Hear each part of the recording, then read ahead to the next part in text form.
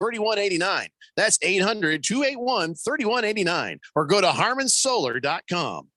Ask Sherwin-Williams during the Memorial Day sale, May 26th through June 5th, and get 30% off paints and stains with prices starting at $31.14. That means 30% off our most popular color family, blue. Psychologists have found it to be soothing and relaxing, which makes it especially great for bedrooms and bathrooms. And of course, get 30% off all of our other colors. Shop the sale online or visit your neighborhood Sherwin-Williams store. Retail sales only. Some exclusions apply. See store for details. By texting 64,000, you agree to receive recurring automated marketing messages from Babbel. Message and data rates may apply. No purchase required. Terms apply. Available at babbel.com/TNC. We're going abroad for the first time in years. To Spain. So we started using Babbel. And started learning Spanish fast. ¿Cómo te llamas? ¿Cómo te llamas? ¿De dónde eres? ¿De dónde eres? In just 3 weeks, we're starting to have conversations in Spanish. Babbel, language for life. And now try Babbel for free by texting radio to 64,000. Text radio to 64,000. Do you know about 211 Arizona? It's a free service to connect you with resources anywhere in Arizona. Housing assistance and eviction prevention, transportation and ride services, healthcare benefits, food resources, and even utility bill support. Talk to a live operator in English or Spanish 24 hours a day, every day of the year. Just dial 211 or visit 211arizona.org. Get connected, get answers, and get the help you need. This message is sponsored by 211 Arizona. Will Shakespeare here. Back in my day, I invented over 1,700 slang words like swagger, bedazzled, and my personal favorite, besmirch. But even I have trouble understanding slang words like yeet or bougie or This is fire. actually, it is extremely smooth Shakespeare vodka. Okay, boomer. See what I mean? But there is one word that describes the pure quadruple distilled spirit crafted from an 8th century Polish recipe the first time you try it. So lit. I couldn't have said it better myself. Shakespeare vodka. So lit. KQFN Tempe. Also transmitting on K25CD Phoenix at 99.3 FM and K240U Fountain Hills at 95.9 FM. Live from the Harmon Solar Studios in Scottsdale. 1580 and 99.3 The Fanatic. All right, people, settle down because it's time. Time for what? Showtime. When does it start? Right now. 3, 2, 1. Let's get on with the show. Let's do it.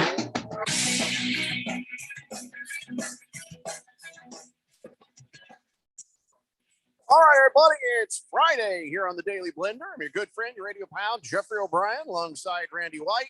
Got Keon Rose in the control room, and you guys are on the Fanatic text line, 888-368-1580, as we broadcast live in the Harmon Solar Studios in Scottsdale. And yes, it's true. Your ears, your eyes are not deceiving you. DeAndre Hopkins has just been sent through the door. Bye. Just got nothing for him. The Arizona Cardinals have released DeAndre Hopkins.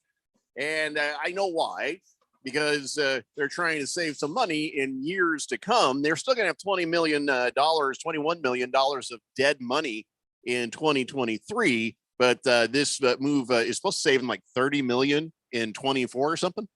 Yeah, the extension for next year, they would obviously not be on the hook for that. And that's what they're trying to avoid.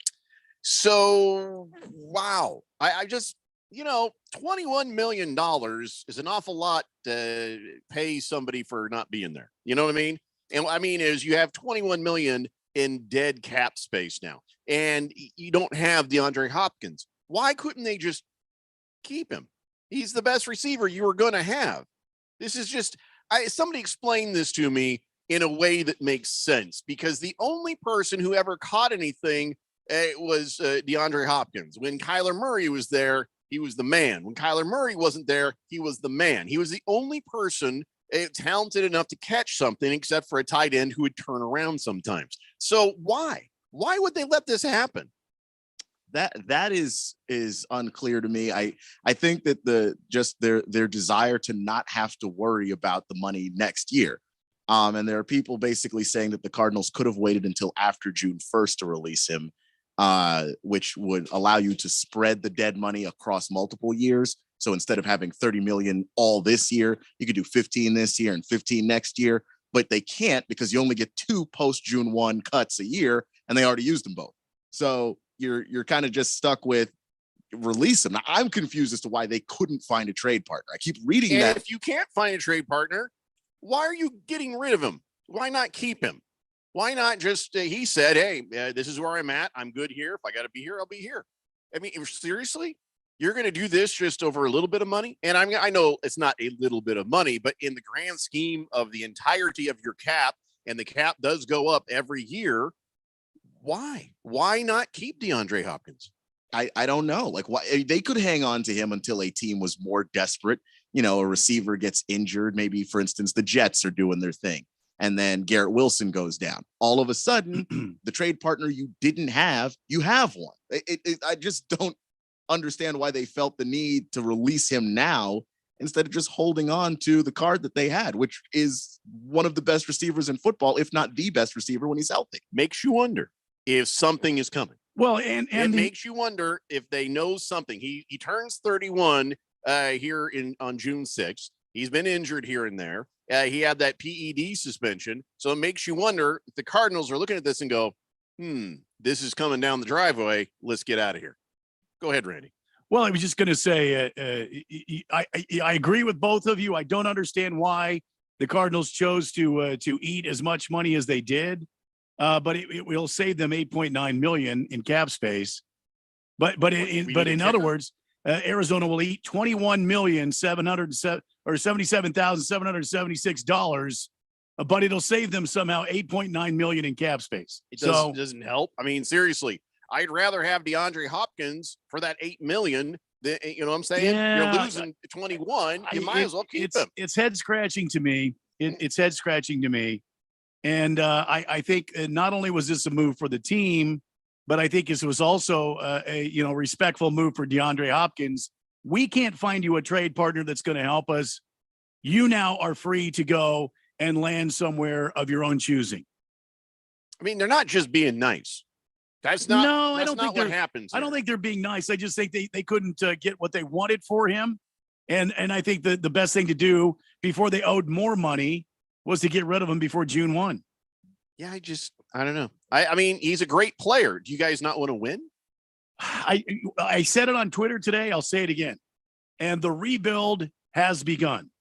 That's basically. I agree with Randy. I think that they've reached a point where.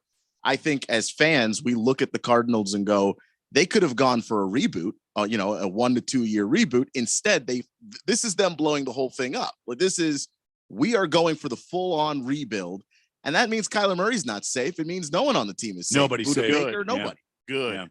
Yeah. Hopkins had said he wants stable management and a quarterback who loves the game and a great defense. Well, I mean, I think that's DeAndre Hopkins' way of saying, yeah, those were my problems with the Cardinals. And also, I played for 4 different GMs in the past several seasons. Well, so, and you also not all in the Cardinals. It's not all in the Cardinals. That counts the Texans too. And the quarterback thing probably also counts the Texans too. Well, who knows where he's going to end up? Your biggest, nightmare would be on the Rams. Cooper Kupp and DeAndre Hopkins on either side. That's a nightmare. It's a nightmare if he goes to the Bills. It's a nightmare if he goes to the Chiefs. Wherever you plug in DeAndre Hopkins, if you got another star there, 1-2 punch, that team could win a Super Bowl. Well, I got to tell you, do the Dallas Cowboys jump in the line here? Because there are some people out there saying the odds for him DeAndre Hopkins landing on a new team, 3-1 is the favorite for the Dallas Cowboys. All right. Is that Vegas odds? What else are they saying? I mean, well, the Kansas City Chiefs is 4-1. Okay. Carolina Panthers 5-1. Baltimore 7-1. Buffalo 7-1. Where's my Colts? Are they even in there? My Colts? Hang on, let me look. Don't worry, you don't have a quarterback, so Keon, they're not going to go to the Commandos. As opposed to I don't see him. Gardner Minshew. I don't see him on this list right here. Gardner Minshew and DeAndre Hopkins would tear it up, man. Yeah. Anybody competent with DeAndre Hopkins will tear it up. That's the thing. I don't think, care if he's getting long in the tooth. I think he's still got a good 4 years left. Look at the top teams that are in the running according to the odds. Okay, that I see here: Dallas, Kansas City, Baltimore, Buffalo, Philadelphia, and the New York Giants. Those are all teams, and the Detroit Lions. I can't miss out on the Detroit Lions. who whenever Jamison Williams comes back from suspension, you put Hopkins alongside that. That could be fun. So let's think about this though. Now, DeAndre Hopkins, he's looking for a winner, right? He's looking for a surefire shot. That makes the Chiefs, hands down, first place. He's thinking of going. He'd be the man, and then he'd, it helps take the place of the missing, Hill. So wouldn't the Chiefs be the most logical place for him to say yay to, having Patrick Mahomes under center? Is his Super Bowl winning team. His appearance on that team could make a couple more Super Bowls for him. I don't know. Don't you think? I think DeAndre Hopkins is the kind of guy to where he's going to let his agent deal with this. And does he need to be the big star, or is he good playing along with other stars? I think he's a good teammate, and I think he's good playing with. I mean, we've seen him on the Cardinals. He hasn't made a bunch of problems with the Cardinals, as far as I can see. No, people got mad that he didn't go to practice. Well, but we didn't care about that. There's going to be haters everywhere. I mean, this guy's a veteran. He's paid his dues. He has that opportunity. He has that right. He's earned that privilege, and he's used it. And I have no problem with it. But does he want to rule out teams? I haven't heard anything like that from him. It just seems like a contender is important to him, and a team that's stable. So not a team that's maybe a contender this year, but if they're a flash in the pan in 2 years from now, they won't be. That line there about you want stable management, that just gives you the picture that DeAndre Hopkins might have been the only sane person in an insane asylum. He's sitting there at the Arizona Cardinals looking around going, can you believe this crap? What is going on in this place? Yeah. He's watching all the weirdness and just like, okay. Yeah, I think his motivation makes sense. I just don't understand the Cardinals. I don't understand why you would even do this. Well, like Keon and I both have said, and there it is. The rebuild has begun. Yeah, but this is not a smart way towards a rebuild. Well, I understand that. But I think this is now if I had some thought they were going to hang on to Kyler Murray, I'm with Keon on this. I think there's nobody off limits here. And I think Keon comes back. He's going to have to prove himself. There's not going to be any of this business that he's number one. And we're just going to give him all the freedom to run out there and act the fool. He's going to have to show up, and he's going to have to be a good teammate, or they're going to shuffle him off too. 888-368-1580. Let's see what the people on the text line have to say. And Mr. Wilburn, no, Wilbur, it's not Anthony Hopkins. This is not the guy from Silence of the Lambs. This is DeAndre Hopkins. Yeah. Hello, Clarice. Navy Brad says TGIF, everybody. Oh, Randy, that means thank goodness it's Friday. Oh, is that what that is? Yeah. Says, I see the Cardinals have started the pre-tanking of the 23 season. Yeah. You think the Cards were correct in releasing Hopkins? I don't, but I'm sure there's something we don't know. There's something that's going to pop up later where we're going to go, oh. There's been a lot of buzz about this kid Cartoon. What's his name? Yeah, Cartoon. Cartoon. Yeah. What's his name? Clayton Tune. There it is. It's Cartoon. Cartoon. There's been a lot of buzz about him. I would look for him to be the starting quarterback. I would look for something like that out of this Cardinals team. Something a little, off center, like you said last year about your beloved Colts. We're tanking. No, I didn't say it like that. No, you pretty much did. I had no idea. I said we're tanking. Yeah, like happy. Well, you said it like angry. No, that's we're tanking. We're tanking. Yeah, we're tanking. Yeah. It's got to be more happy. You don't seem happy. I was happy. You don't seem happy. I'm not very happy about it. I'll be honest with you. I'm with you guys. This move kind of baffles me. It's a bit of a head scratcher, but it for me writes the note on the wall. The writing is on the wall. This team is tearing it down. They're getting rid of everything they don't agree with, and they're going to rebuild from the ground up. Or they think, okay, we're trying to tank. We're trying to get Caleb Williams in the next draft. DeAndre Hopkins is, no, he's going to catch touchdowns. He's going to make some things happen we don't want to have happen. Yeah, but too much room for error. I mean, look what last season happened. I mean, he got involved in a prohibited substance situation. Yeah. He was out for 6 games. He hurt the team there. Yeah. I mean, I want you to take a moment with that though. He missed 6 games, right? Yeah. And he he came back, wasn't quite himself. He still had 717 yards with 3 touchdowns. Yeah, I for a guy understand who that. missed part of the season. I understand And that. then just didn't have much to work with the rest of the I time. understand. I understand. 64 catches. No, this is not a guy you want around if you're trying to tank. Because he was the only wide receiver on the team that could catch anything. Everybody else was hurt. And the season before, down the stretch, when we were going to play some, good. Don't he even would- go. oh, Don't act I'm not like it's saying- just he's the only guy. I'm not. He is good. He's He is damn good. But good. look back to the last season. Who else did we have besides DeAndre Hopkins? Ertz was hurt. Mhm. Dortch was hurt. Dortch. Who else did we have? We had nobody. AJ Green was a ghost of himself. Yeah, he's an echo. So who are you going to throw to? I mean, obviously it's going to be DeAndre Hopkins. That's why he has the numbers he has. And down the stretch the season before, not any reason on his own, but he got hurt. He was hurt. Yeah, he was hurt, but even before then, he had 1,000. So He was hurt, but we had nobody else. Somewhere along the lines, you've got to blow this thing up and start from scratch, and you got to build a foundation. congratulations, you've been blown up.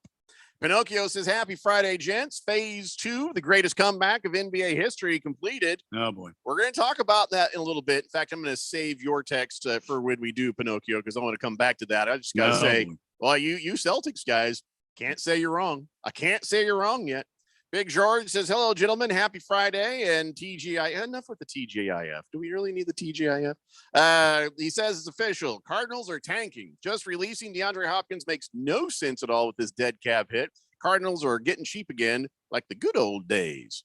I don't know about cheap. They're getting cheap now to get generous later when it matters, when they got Caleb Williams under center. That's what I think.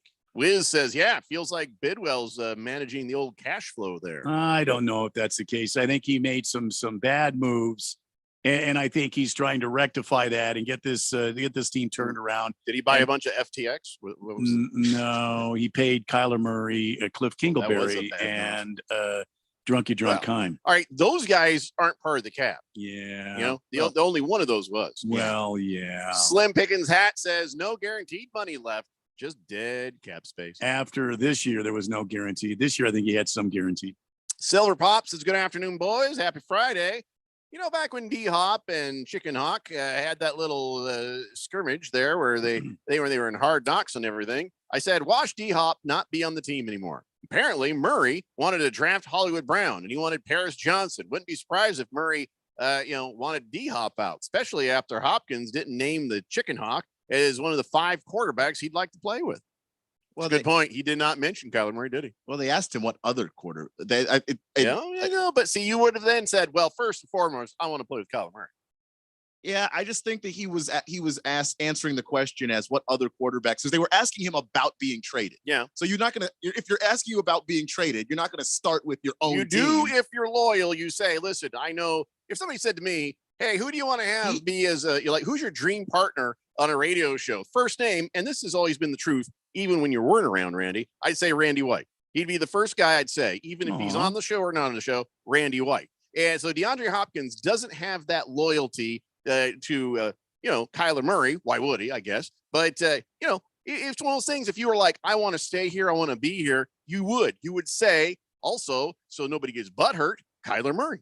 But he didn't. I don't know. He was already on the trading block, and they were asking him about being on the trading block. Yeah. I'm not saying he's a jerk for it. I'm No, saying it's a very telling thing. I just think it's okay for him, for his mind to not go, obviously not this team. I'm not being traded back to the Cardinals. So I'm going to name a bunch of other guys I'd like to play with. If I'm 'Cause he DeAndre did Hopkins, say, "I'd like to first be thing here." I say is your mom. That's the first thing I say. Kyle G says Detroit is shorthanded at wide receiver because of those suspensions, gambling. More coming too, by the way. Word is they're looking at another guy in Detroit. He said they'll probably take a stab at Hopkins. Pink Eye says, did you say total rebuild? I know the perfect quarterback for that job, Randy. He played for the Colts once. He played for the Commanders. Oh, no. Carson Wentz. Well, he is available. He is available. He's out there. That'd be too obvious if you're tanking. I'm sorry. You can't. It's too the obvious. The league should fine you if you sign. The minute you do, you lose draft picks. Bring it on. I'm not scared. Bring it on. Hamilton Porter says, guys, it's my fault. I grew up in Detroit, then grad school in Chicago, right after the Bears went to the Super Bowl, and now I'm here. Everywhere I live, teams turn to crap. Oh, boy. You need to get the bleep out. Yeah. Just You need to leave the state immediately. Have you ever lived in the nation's capital? Would you stay out of Indy, please? Tron Slater says, it's hard following the Arizona Cardinals as a fan. Bad ownership, getting over the hill players, losing years. This franchise stinks so bad. I remembered Bill Bidwell threatened to leave Arizona in 2000. You know, they were during that election vote year. Cards fans forget about that. Man, I was really hoping they would leave and we bid for an expansion team or something. Yeah, but Bill Bidwell hasn't been, holding the reins since then. And look what this team has done. They've been to the playoffs a few times. Hell, they went all the way to the damn Super Bowl. I believe that Michael Bidwell can get this franchise moving back in the right direction. I don't think it's a Bill Bidwell situation, but you're right.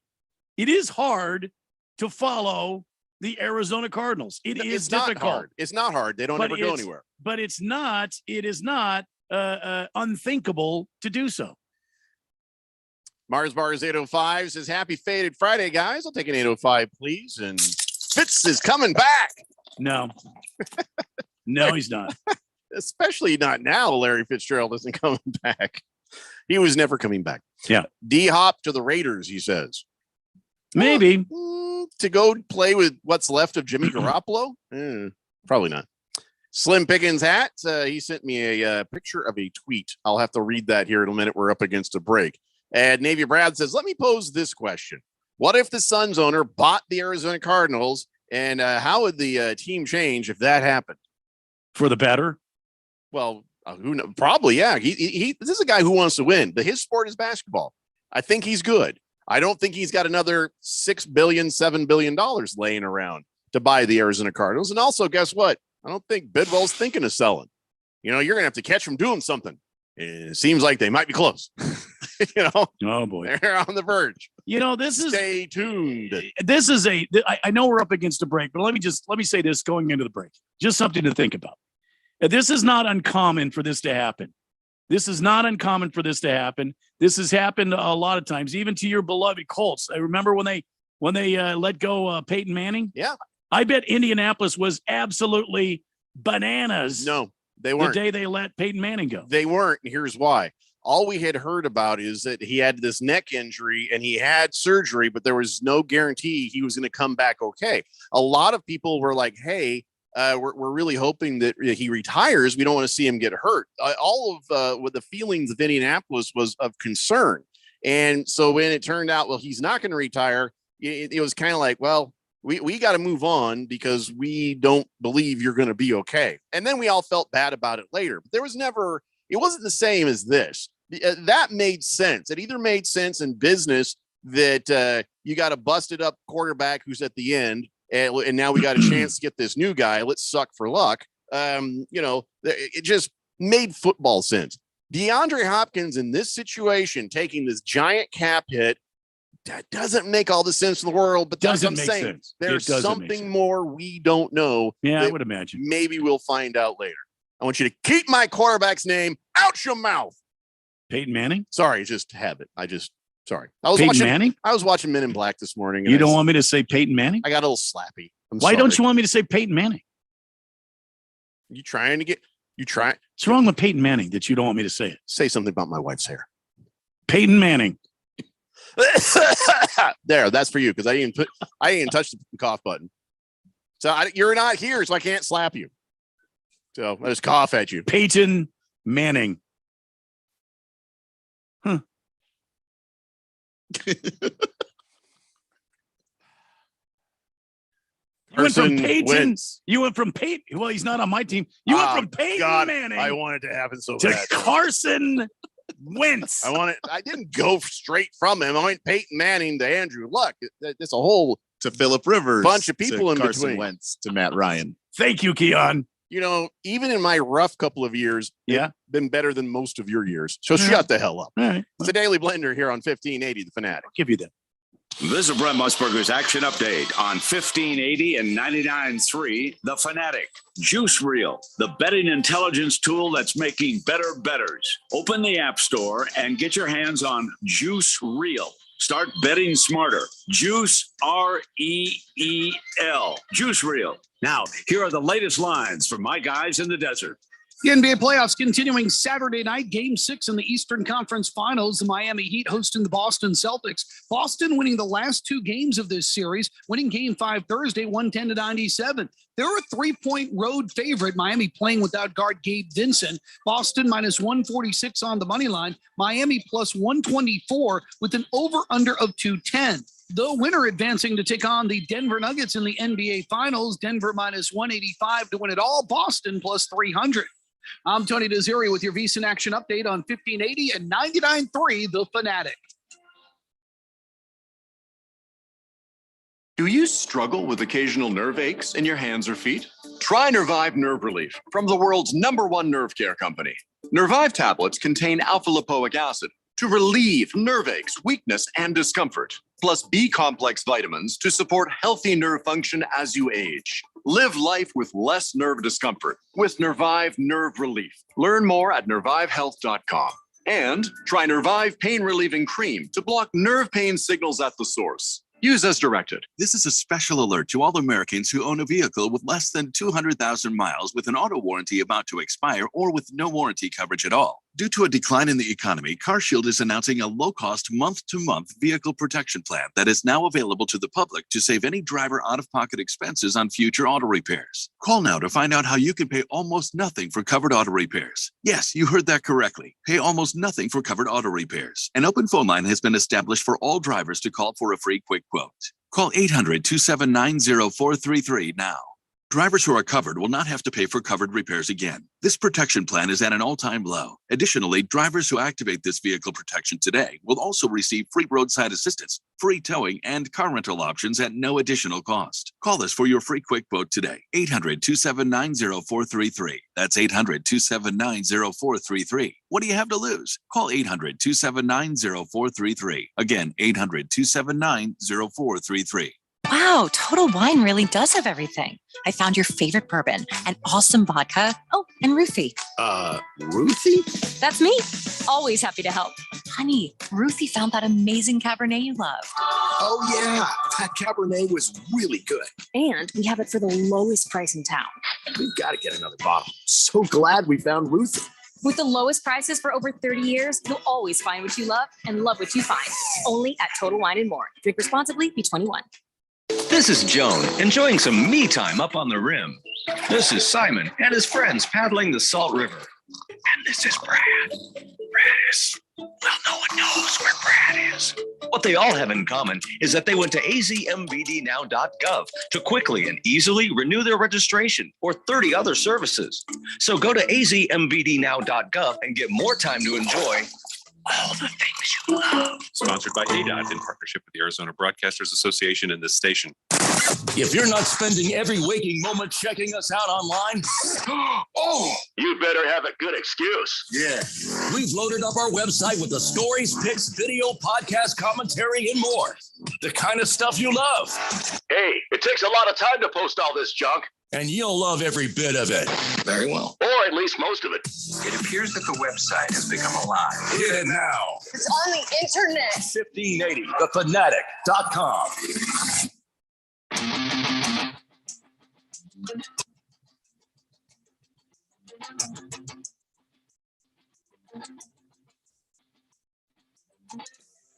Stay Blender here on 1580 The Fanatic. Monday is Memorial Day. Please remember which day that is. That is not the day that you thank people for their service. That is not the day of the living. That is the day of the people who gave the greatest sacrifice you can to your country and were killed in action, or people who have passed that have served their country. It's for remembering the people who died while serving the country's armed forces. So, you know, don't say Happy Memorial Day. It's not supposed to be a happy day. It's it's something you're supposed to reflect on. You know, I know it's weird to not say happy when there's a holiday, but that's not what this is. It's about remembering the brave men and women that died in support of your freedom. So it's not a holiday. It's not a sale. You know, sure, we can get together and barbecue and enjoy a nice day off, enjoying the freedoms that were given by the people who gave everything for it, but try to keep it in perspective. And, you know, again, you know, you always want to thank somebody for their service, Not on that day. Not on that day. That's November for people who are living. So just saying remember what Memorial Day really is. Okay. It's not mattresses. It's not hot dogs. It's about the people who gave everything. So just try to keep that in mind. 888-368-1580. I want DeAndre Hopkins in the Colts, please. And everybody does. No, there's nobody out there who doesn't want DeAndre Hopkins on their team, except for the Cardinals. Apparently, he's basically looking at the world as his oyster right now. So the only people who are really in this are the people who said, that he said he wanted, or whoever shows up with a bigger check. And even then, if the bigger check comes from a team that has a GM and they're on their third GM in 3 years or whatever, like that, he's not going there.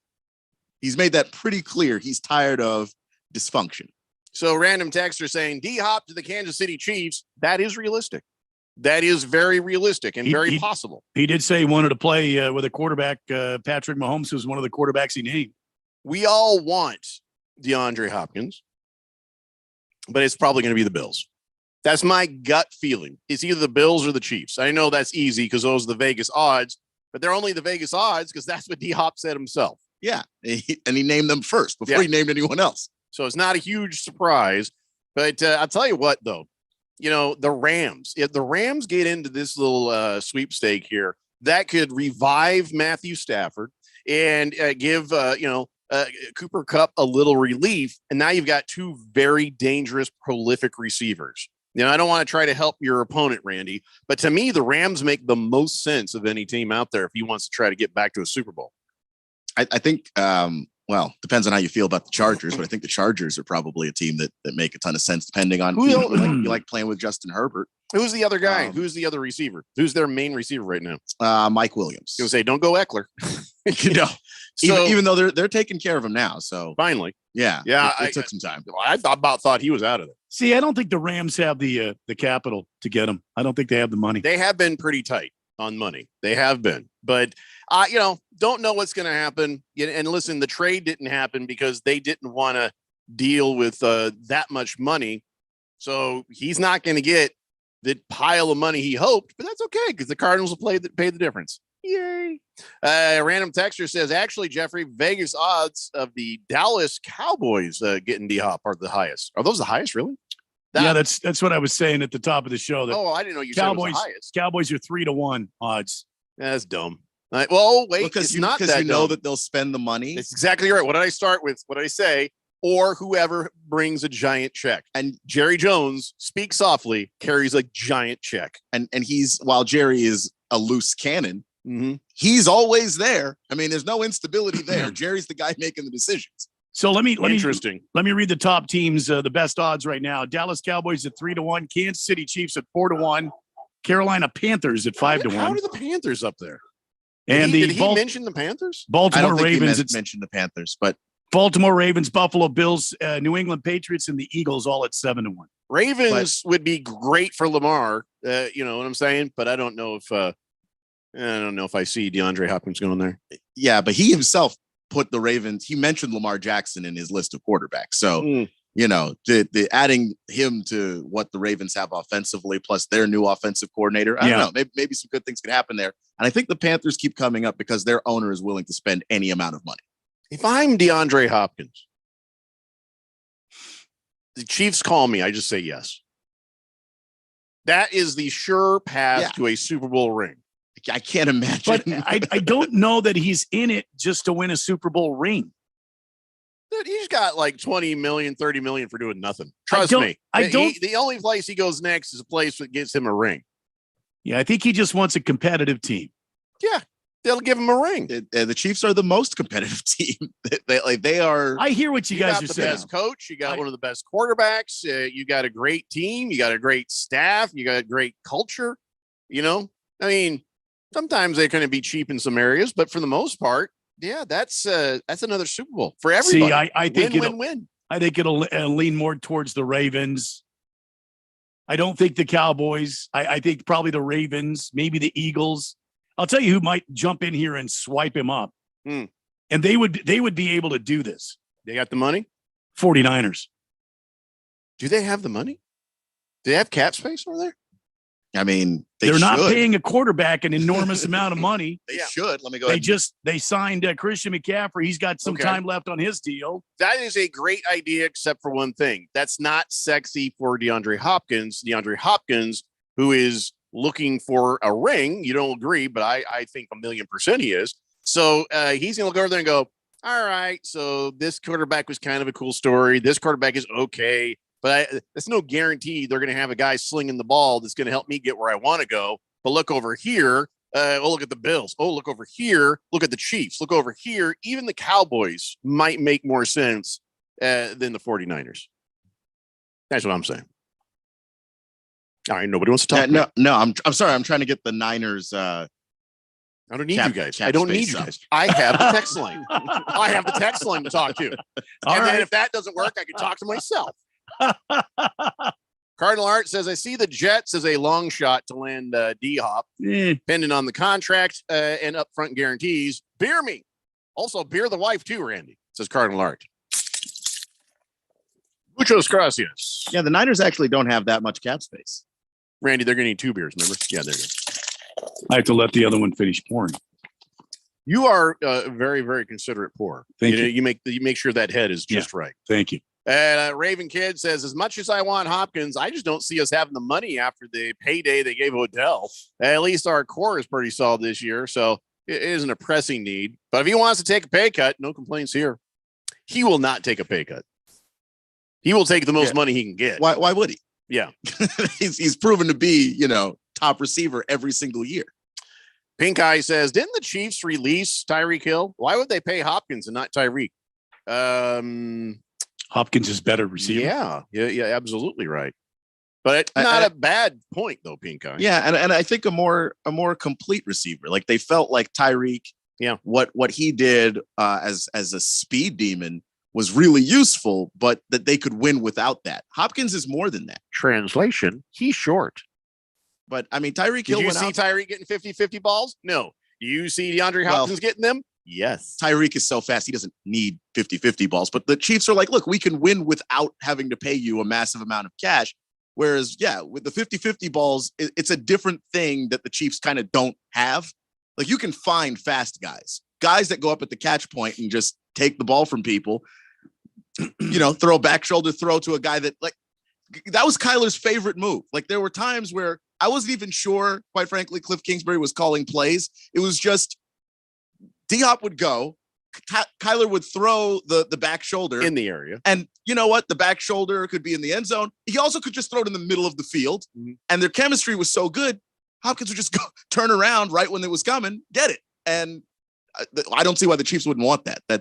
I'm considering naming mine 50-50 balls. 888-368-1580. And I don't know who this is. I thought it was a Suns bot, but now it's turned into a Cardinals bot. But it says D-Hop celebrating now that he's off the Cardinals. I'm very confused by 8953. I don't know if they're a Suns bot or a real person. I don't think D-Hop is celebrating. I think he's relieved. I think he was kind of dreading going into this season, not knowing who the starting quarterback is going to be, realizing that Kyler Murray was not going to be in there for a good chunk of time. And I think he's a guy that wants to be the best receiver. I don't think it has to necessarily be Super Bowl champion every year. He just wants to be the best receiver. Hamilton Porter says, you can knock Tyreek Hill, Jeffrey, but tell me you wouldn't take him on the Colts. I don't think I'd want him because I'm kind of interested more in people who don't threaten women or punch kids. Just call me weird. Navy Brad says, Jeffrey, you're very correct on what Memorial Day means. Thank you. You're welcome, Navy Brad. Big George says, I may not be an ad executive, but I'm thinking that naming your alcohol beverage a roofie is not the best name to get people to buy your drink. Just saying, Total Wine and More. The hell's he talking about? The Total Wine commercial that ran last break. They had a I don't know if it was a drink named Roofie. I don't think it was a drink. I think it was some assistant. I wasn't really paying attention, but having anything in an alcohol store called a roofie is probably a horrible idea. Are they trying to make the rape funny? I mean, There was no joke there though. Who said roofie? The people in the commercial. They said we have signs on the roofie. I mean, I don't understand. I cannot explain the context because I was only half paying attention, but yeah, the people in the commercial said that they. Oh no, her name was Ruthie, says Hamilton Porter. Her name was Ruthie. They still, I would. That's a mixed message. Yeah, I would go ahead message. and maybe say, call her something else. Yeah. That's unfortunate. Hamilton Porter, thank you for that. Taco Kenny says, D-Hop to the Raiders. Shot of Jack, please, Randy. There's Taco Kenny. Mwah! Says Tyreek Hill is traded by the Chiefs. Not released. First rounder. Oh, that's right. That's right. Heavy Metal Maniac says, I hear the Cowboys might get him. They won't. Now he's a great player, but I'm not sure if he's worth the money. Just seems like a lot of money for one player. Too much, maybe. His age is counting up too there. He's got hurt and stuff in the last seasons. All that stuff has been accounted for, but he's 31 years old. Is he an Anthony Davis with the injuries? I mean, I don't feel like he's street clothes, Hopkins, is he? I don't think so. I mean, it's an NFL player. You're going to have injuries, and sometimes you'll miss a game or two. The most of what he missed last season was from the suspension. So that's not an injury thing. Hey, Randy, the historian wants you to know that Ford ended the production of the Model T today in 1927. Hey, wow. Yeah. Today. Yeah. Right in time for on this date. Indy 500. Huh. Who do you got? Who's your guy in the Indy 500? Well, so here's the thing. The Indy 500 has a lot of great young stars. But my guy, Graham Rahal, he didn't make the field. However, a youngster crashed his car, and they made a deal for Graham Rahal to drive his backup car in the Indy 500. Okay. So it's kind of this weird thing. Graham Rahal usually is pretty good at Indy. So I think emotionally, kind of a betting with my heart sort of thing. I'll take Graham Rahal. All right. I have no opinion beyond that. Sort of a long shot story. Okay. Hamilton Porter says only in sports is 31 considered old. Well, it also is true. if somebody's a pedophile. I'm sorry, it's just a fact. Or if you're dating a 18-year-old. Yeah. Or if you're Leonardo DiCaprio Exactly. dating any woman. Exactly. Yeah. Probably a little dark where I went first. I probably should have gone the Leo direction. It's like, good God, it's only 3:40. Why? All right, we have to take a break. When we come back, yes, Pinocchio, we're getting to the NBA. It's the Daily Blender here on 1580 The Fanatic. Do you struggle with occasional nerve aches in your hands or feet? Try Nervive Nerve Relief from the world's #1 nerve care company. Nervive tablets contain alpha-lipoic acid to relieve nerve aches, weakness, and discomfort, plus B-complex vitamins to support healthy nerve function as you age. Live life with less nerve discomfort with Nervive Nerve Relief. Learn more at nervivehealth.com. And try Nervive Pain Relieving Cream to block nerve pain signals at the source. Use as directed. Wow, Total Wine really does have everything. I found your favorite bourbon, an awesome vodka. Oh, and Ruthie. Ruthie? That's me. Always happy to help. Honey, Ruthie found that amazing Cabernet you loved. Oh, yeah. That Cabernet was really good. And we have it for the lowest price in town. We've got to get another bottle. So glad we found Ruthie. With the lowest prices for over 30 years, you'll always find what you love and love what you find. Only at Total Wine and More. Drink responsibly, be 21. My brother-in-law died suddenly, and now my sister and her kids have to sell their home. That's why I told my husband we could not put off getting life insurance any longer. An agent offered us a 10-year, $500,000 policy for nearly $50 a month. Then we called SelectQuote. SelectQuote found us identical coverage for only $19 a month, a savings of $369 a year. Whether you need a $500,000 policy or a $5 million policy, SelectQuote could save you more than 50% on term life insurance. For your free quote, call SelectQuote at 1-800-216-9922. That's 1-800-216-9922. Or go to SelectQuote.com. That's 1-800-216-9922. SelectQuote. We shop, you save. Full details on example policies at selectquote.com/commercials. So, what's your favorite thing about sports? The excitement, the action, or the 5-meat pizza and the six-pack? Bingo. That's what we thought. 1580 and 99.3 The Fanatic, and always on at 1580thefanatic.com.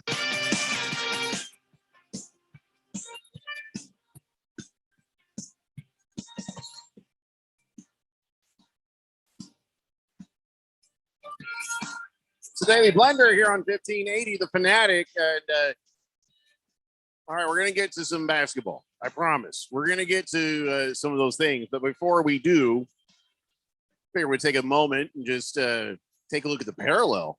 The Dallas Stars, they were able to hang in there and take one away from the Las Vegas Golden Knights. So they did not get swept. So in the NBA conference finals, one does, one doesn't. In the hockey conference finals, one does, one doesn't get swept. Will the Dallas Stars, by the way, where are they playing next? Are they playing next in Vegas? Is it the same kind of setup? I don't even know who had the next game is in Vegas. All right, well, it's probably over. It's probably over in Vegas, but I don't know. Well, hockey is he's been close. We've never seen it happen in basketball. It happens in hockey frequently enough that a team goes down 0-3 and comes back. It's not impossible. Yeah. So, we'll see what happens there. But, the Dallas Stars saved themselves. Another thing, Michael Block, the golfer guy? You know Michael Block, the golfer guy? The guy who was out there and hit a hole-in-one at the PGA Championship. That guy. Yeah. Joe Schmo, basically. And, I saw him in an interview. I thought he was he kind of came across jerky. But then later on, I heard him on Jim Rome. I was like, no, this guy's all right. He seems all right. I hope he's all right. Maybe he's pretending to be all right, but I don't know. Maybe he was just trying to be funny when he was being all cocky and stuff in that first interview. The other interview, he seemed like, all right, not bad.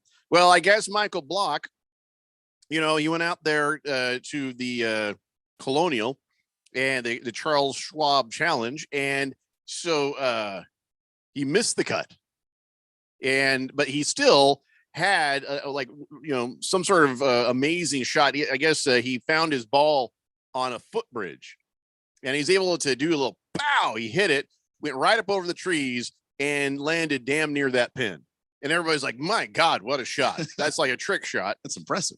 Yeah, he didn't make the cut. He was over par and everything. And he was 4 over today. He didn't, he actually had a 7-shot improvement over his opening round at PGA, but, didn't make the cut, but it wasn't a hugely bad day. So let me explain to you what this means.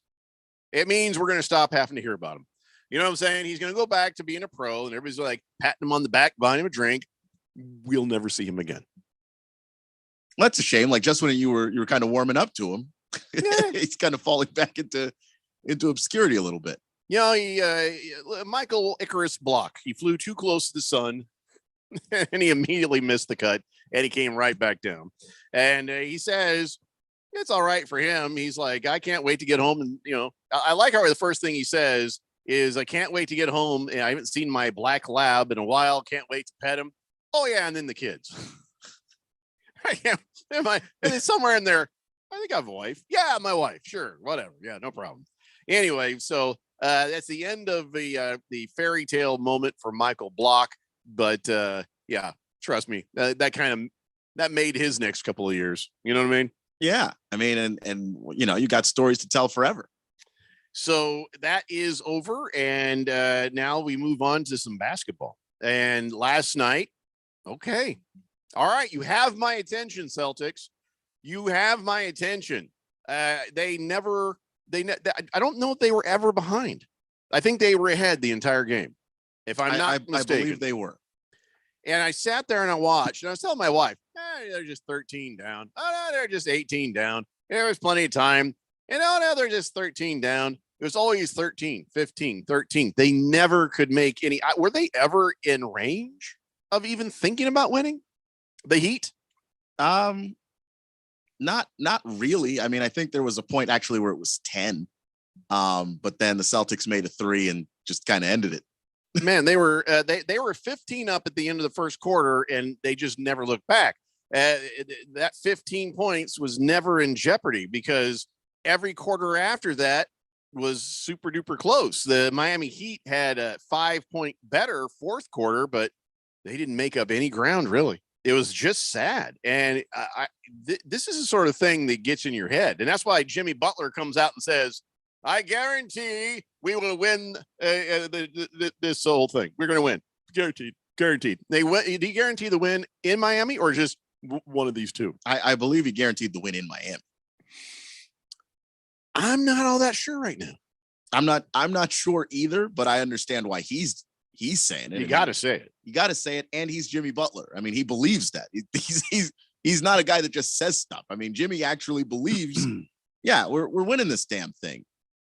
They're not the better team. That's just, if you look at the two teams when they hit their ceiling, it's just we hadn't seen the Celtics do it or even come close to it for the first 3 games. The world is upside down when it comes to the odds.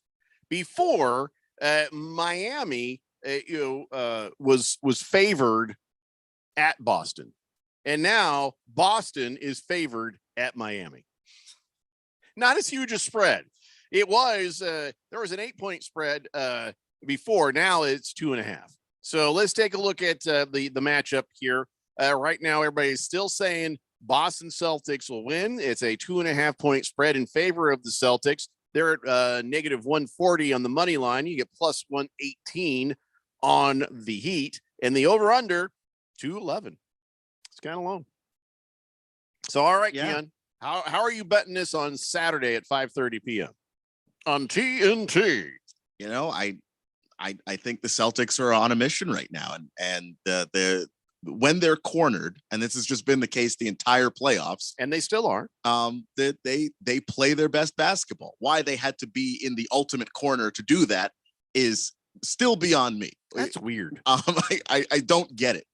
It's like they can't be bothered unless they're about to go home. Until they're about to be eliminated, or until things start getting like really Randy. close. He can't be bothered to put on pants, until just before the authorities get there. Yeah. It's he true actually story. told Yeah. the police were on the way. Yeah. And then finally at the last second, the pants come on. Well, listen, I like to be comfortable. Yeah, but you make everybody else uncomfortable. And you promised you weren't going to keep doing that. I have pants on right now. That's all you're going to get out of me. I don't believe you. Anyways, so what do you say, Randy? How are you going to bet this thing? Who are you picking, and which version of a bet would you do? Spread, money line, over under? I think it's going to be a better game for Miami. I think they're at home, and at Miami, the last 2 games have just been killed by turnovers. Killed. Yeah, it's true.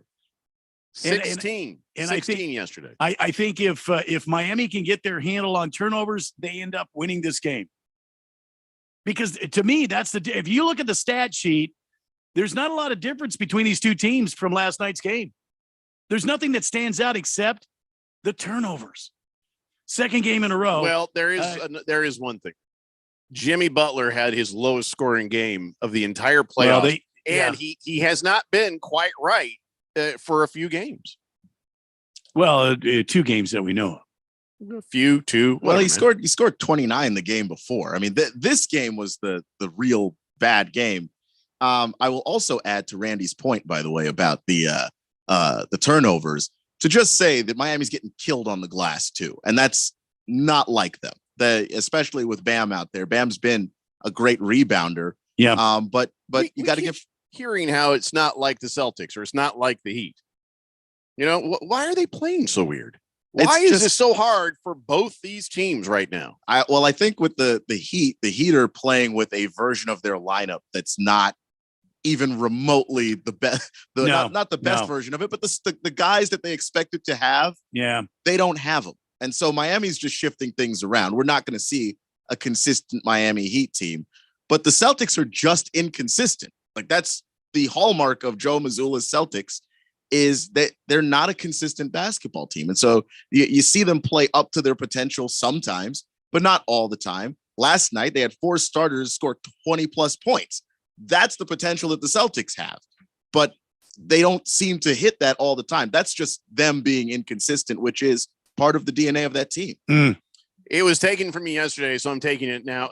I'm taking the exacto on the over under 211. So, Randy, what do you have? Over or under? I'm going to take the over. Okay. Keon? I'll take the over too. 211's a low score. It's just tough to say that with the way that these teams can shoot threes. Really? Because it was 117 last night. I'm sorry, 207 last night. I mean, sorry. Yes, 207 was the actual total from last night, and that would have been under. Yeah, I think with both teams playing better and shooting the basketball better, I think if Miami shoots better, which I think they will at home, that I don't think that they're going to be at 211. I think they're going to go over that. King Kittens has a prediction. He says Lakers in 8. Oh, I'd put money on that. I'd put money on that for sure. So, as far as predictions go, I have no idea. I can't even make prediction. Anytime you think you know what should happen, you're wrong. The Heat beat the Celtics 3 games in a row. And now the Celtics beat the Heat 2 games in a row. If this goes to a game 7, anybody's guess. Well, and the other thing is the Heat have suffered another injury. Gabe Vincent, who's been their point guard, he's been the guy that's been driving this machine. It's not been Jimmy Butler's, but Gabe Vincent. It's a Gabe game Vincent time was decision from what I've heard. He was out last night with an ankle injury, so we'll have to wait and see. Does he play? And I don't know if he will. I don't know if you saw the injury, Randy, but the way he landed, all of his weight came down on the ankle. Yeah, not good. That may be uncomfortable. And I've rolled my ankle more than a few times. It is not good. I mean, you think you can play, you walk it off, and then the next day your ankle's the size of a grapefruit. Like you just it's swollen. And I just don't know if you can just throw tape on that and ask that guy to go out and play. No report yet on his situation other than game time decision, as far as you know. Has there been any news? Well, I haven't seen anything. I was just looking that up about Gabe Vincent, but Kyle Lowry didn't help them last night. He only had 5 points. Mm-hmm. And Gabe Vincent's been putting up, double digits every game. Yeah, I mean, we talk about Chris Paul and Kyle Lowry's. I don't think he's as old as Chris Paul, but the way that he has aged as a basketball player, it has not gone well. Kyle Lowry is just not the player he used to be. So Tyler Hero still listed as out. Are they making any progress with him? Not that I'd seen. Yeah, I don't see that. It's happening. just the injury that he had. He was out for so long that I don't think that you can throw him in the playoffs with this series being as intense as it is, and you get the best out of Tyler Hero. I don't think that would be fair to him, and I think Eric Spoelstra knows it.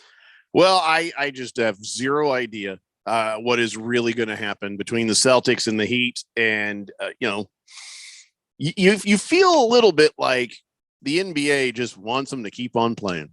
Because the minute this thing is over, they don't have anybody on TV anymore. And if you're a conspiracy theorist, this one smells fishy. I mean, I guess, but I'm watching the games. I don't feel like the officiating's bad. Not about the officiating. It's almost like the players are in on it. I mean, if that's where you want to go, then that's where you want to go. But I don't see the players, like Jimmy Butler, like last game was his first bad game this series. I mean, if you're in on it, why wouldn't you have a bad game before that? I mean, the Heat have just been defying expectations this entire time. And the NBA would quite frankly not like to put in jeopardy the idea that Boston would go to the finals because they don't think that the Miami-Denver series is going to sell well. Collusion. So if you want the finals numbers to be high, just send Boston and be done with it. And that's what they're trying to do. Clearly not. They're all in. I don't know. I mean, you put them in a hole to start off with. Right. I'm just saying. Hear me out.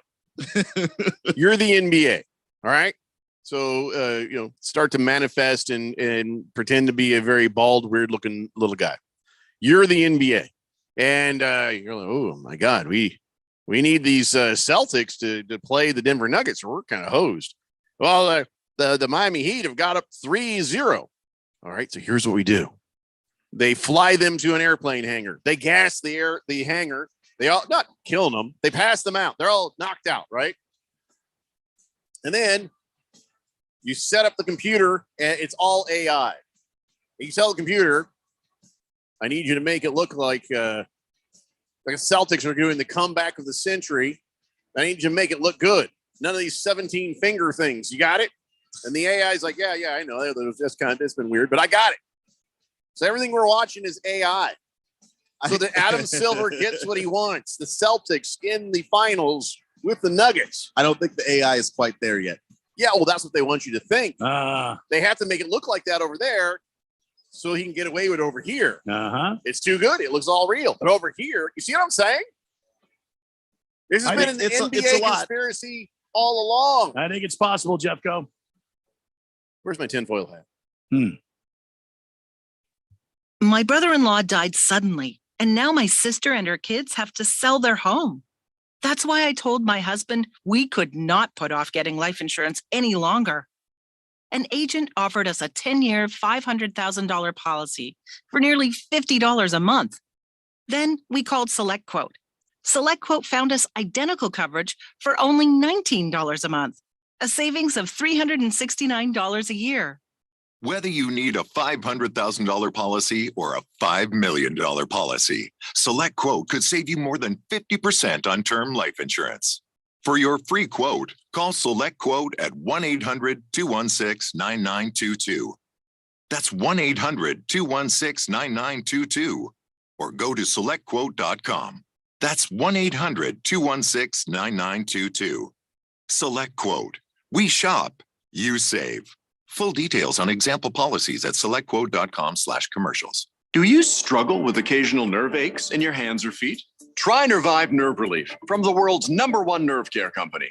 Nervive tablets contain alpha-lipoic acid to relieve nerve aches, weakness, and discomfort, plus B-complex vitamins to support healthy nerve function as you age. Live life with less nerve discomfort with Nervive Nerve Relief. Learn more at nervivehealth.com. And try Nervive Pain Relieving Cream to block nerve pain signals at the source. Use as directed. Wow, Total Wine really does have everything. I found your favorite bourbon, an awesome vodka. Oh, and Ruthie. Ruthie? That's me. Always happy to help. Honey, Ruthie found that amazing Cabernet you love. Oh, yeah. That Cabernet was really good. And we have it for the lowest price in town. We've got to get another bottle. So glad we found Ruthie. With the lowest prices for over 30 years, you'll always find what you love and love what you find. Only at Total Wine & More. Drink responsibly, be 21. Hey, wouldn't it be great if life came with a remote control? You know, you could hit pause when you needed to, or hit rewind, like that time you knocked down that wasp's nest. Uh-oh. Or that time you forgot to roll up your windows in the car wash. Fantastic.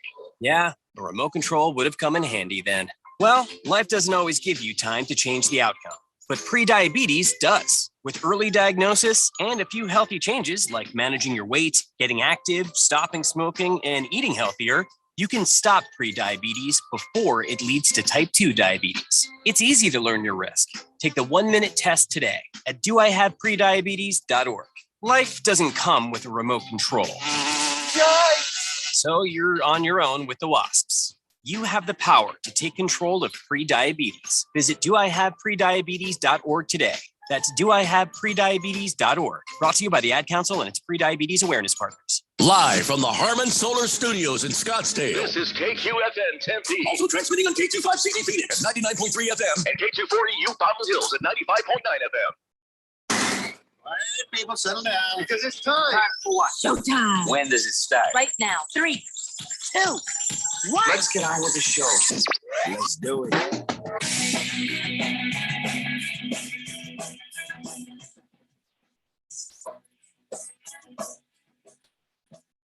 All right, buddy, it's 4 o'clock here on the Daily Blender. I am your good friend, your radio pal, Jeffrey O'Brien, alongside Randy White.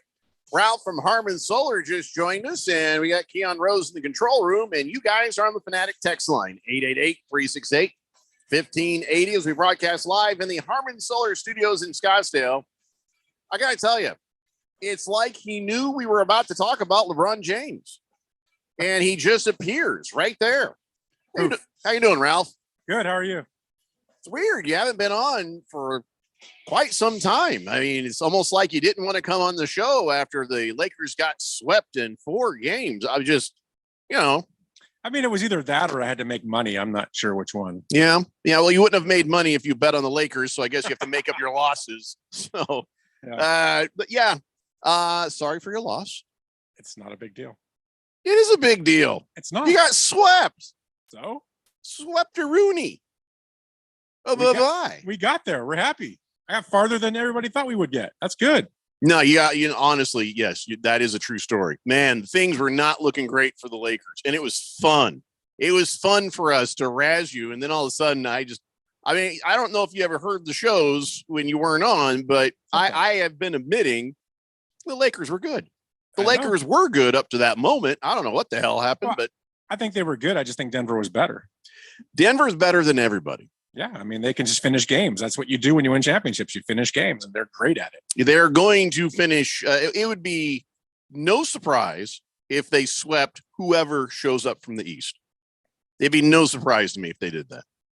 I mean, if they're going to keep hitting shots the way they do, with just like closing their eyes, covering their faces, turning around and running and throwing. I mean, they were horse shots. Those rims were huge. I mean, the Jokic one-legged fadeaway ball behind his head. Anthony Davis is in his jersey basically, Right. and he makes the three. I mean, I don't. What are you supposed to do? You can't I don't do know. anything. Yeah, I mean, you just walk away. I mean, and smile. every time he would make one of those shots, the camera would just like The Office. It would just close up to Anthony Davis's face, Yeah. and he's just like, "What do you want?" Anthony Davis was so on him, they were sharing the same deodorant. That's how it was. 888-368-1580. Give me a little bit more, Ralph, would you? Everybody needs that. Oh, God, I wish I hadn't said that out loud. Heavy Metal Maniac says, Ralphie finally showed up. I know he's been crying in his beer there for the last couple of days. How did that for your comeback go for you? Oh, what? I think you were saying that they were going to come back. I think that's what you said. Yeah. How did that text go for you, Heavy Metal Maniacs? As good as your text. That's what I was going to say. Yeah. You were on a roll there. I thought you had something good, but it kind of fell apart. Bruno Baller says Ralph had to take some bereavement time for his Lakers loss. Bereavement. Boomer Sooner says, hi, Ralph. Let's see. Scratch Me Cuz says, I am vacationing in Cape Cod, Massachusetts next month. Should I catch a game at Fenway? The only team they're playing while I'm there are the Marlins. Absolutely. Yeah, why not? Have the experience. Yeah. But, be aware. You're going to be surrounded by people from Boston. There's a trade-off. That's all I'm saying. Scratch me because. White racist people? Yeah, racist. Yeah. Big George says, Jeffrey, are you telling me my entire life is AI? Are we living in the Matrix? Is this show even real? Well, let me answer these questions in order. No, and yes. And by the way, yeah, that was my conspiracy theory, Ralph, is that the Adam Silver says this is not going the way we want this to go. Okay? That's right. We had Miami 3-0 over the Celtics. We want the Celtics in the finals. So they flew the teams and everybody involved to some, to non-disclosed location, and they gassed them in the air in the hangar, right? Not dead. They're all just sleeping. And then they went to the AI and they said, okay, AI, thank you for creating all those weird commercials and all these weird things where everybody has 17 fingers and it just doesn't look quite right. Because that was just so people wouldn't believe what we're going to do as AI. Play the games, AI. Play the games and make it look like the Celtics came back and won it all. Yeah. You got an AI Kevin Harlan and Reggie Miller. The whole thing. It is kind of amazing how all of a sudden they look like two different teams. I mean, saying. But that's literally the Celtics this entire playoffs, is that they look like two different teams. When they lose, look at them. They don't look like the team that they look like when they win. It's never. You know what, Keon? When the robots come, I hope they get you first. They probably will. But the Heat have looked so good, and all of a sudden they just it makes no sense. Randy was mentioning it. Gabe Vincent they're a team that they are a kind of a skeleton crew a little bit. They need all hands on deck. You lose Gabe Vincent, that guy was playing over his head already. This is a guy that was averaging 13 points a game in the regular season. He's averaging 20 points a game, and he cannot miss in the playoffs. He sprains his ankle. Yeah, that's going to hurt the team that's already the 8th seed. That's already the team that barely made it here. They don't have the ability to sustain an injury and then look like the same team. And last game, Jimmy Butler has a bad game. Gabe Vincent is out. Kyle Lowry's in, gives him 5 points. That doesn't help. Fix is in. Kyle Lowry's a bench player now, and if the fix is Skynet in, is why, doing everything. Skynet. Why not just do that with the Lakers? What? Nobody wanted to see the Lakers in the finals. Lakers 888 Celtics in the finals is like the NBA's biggest draw. The last time those two teams faced off. AI can do a lot of things, but that's just too unbelievable. I mean, come on. Okay. Here, Bob says, I like how Ralph only cares about making money when his team gets obliterated in the playoffs. Like all the other times he's on the air, it didn't matter about making money then. Well, isn't that correct, sir? Let's back up here. First of all, I care more about money than a lot of things. That's true. He does. About making money. Second, I have no problem with the Lakers losing in the Western Conference Finals because no one expected them to get there. Number one. Number two, when you root for a team that won 17 championships, you understand. Here we go. I've also watched them lose 6 championships. So you get used to the fact that you got to give and take. So, and the one thing that I'm going to hang my hat on all day long and until next NBA season is you were supposed to be there, Phoenix Suns. You get to watch the Lakers in the finals, the conference finals, even though they got swept, you still have to watch it. But we didn't get swept. Wait, what's that? What's that? It's ready? Hit it. Get the broom. The Lakers got swept and I loved it too. Get the broom. Get the broom. I loved it, Ralph. How about you? Huh. Yeah, Fish Tank played his hit is really amazing. Fish Tank has talent. He really does. He really does. Like that sounds like an awesome song I would just listen to driving down the road. I want more. Is there a street corner that I can see you him want his guitar? You want more? Get the broom. Get the broom. The Lakers got swept and I loved it too. Get the broom. Get the broom. I loved it, Ralph. How about you? Wow. I mean, that should have been a longer song. You know what that reminds me of? Remember growing up, Dr. Demento? Yes. Oh, yeah. Yes, very That'd much. be a Dr. Demento thing. Yeah, absolutely. Yeah. I love Dr. Minnow. I used to listen to that in the middle. Like I'd sit there Sunday night and I had my little headphones on and it was, it would run into the night. And one time I kind of moved and the thing came plucked out of the wall. And there was I think it was Fish Heads, crazy, something like that came on, or Dead Puppies. And the song just blared on my speakers and just woke up everyone in the house. And they were worried about me at that point. Fish Tank should make an album. He's got some talent. I agree. I just want some longer versions of those songs. Yeah, definitely. So you have to think a little. Because I would really love to hear about how the Lakers got swept. For more time. For about 2.5 minutes. Or 3 or 4. Whatever works. We'll play it. Anyway, so when I said it's like you showed up on cue, Ralph, is because we're going to talk about how the NBA competition committee is considering in-game penalties for flopping. And your man, LeBron James, his career will be over if they do this. Because how many technicals? If you get 2 technicals, you get thrown out of the game. Yeah. Yeah. LeBron is going to get tossed out of every game in like the first quarter. He's not as bad as Schroeder is. Schroeder is pretty bad. But he's probably one of the worst. And he didn't learn that from LeBron. I saw Dennis Schroeder when he was playing in Atlanta. He's always been like that. Everybody learned it from LeBron. You don't think he watched video? He's like Schroeder is like, now, first I learned off, it from watching you, Dad. Now hold on. Manu Ginobili was the guy that made the flop.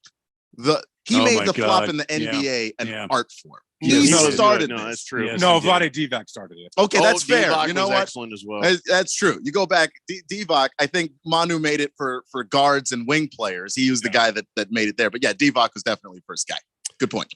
Jagdog says, are the Flakers going to put up a 2023 participation banner next to your fake bubble banner, Ralph? No, so we don't raise those fake banners like they do in Arizona. We only raise championship banners. Wait. What fake banners do we have up here? I mean, I've seen division title banners. I mean, that's just pathetic. And there's a problem with that? Absolutely. You guys do that? Because I thought the Colts were the ones that had a participation banner. You know who does that? Teams that don't win titles. That's who does that. Division Colts have 2 title Super banners. Division title banners. Those are horrible. I saw a conference champion banner. I haven't seen any division title banners. I think the Colts did that. I don't know if the Cardinals did that. I know the Diamondbacks did it. And the Suns I don't think the Diamondbacks did it. Oh yeah, they had nothing else to hang. You mean that World Except Series? for each other. We can give them you, Ralph. You mean that World Series championship we got? Oh, that one they bought? Yeah, they got that one. Oh, the you mean one they bought. the one Says they a bought. Dodger fan. Oh, The one they shut bought. all of this up. My God. The guy that's looking forward to his team handing Shohei Ohtani the biggest check he's ever seen in his life. Absolutely. But you can't accuse people of buying things then. That's my point. But we're good without him. That's the point. We didn't have to buy him, but we will because we had the money. No, brother. Navy Brad says, so sad to hear your team got swept, sir. You buy your brooms, he says. Scratch Me Because says, I'm confused. What is Allen Iverson have to do with any of this?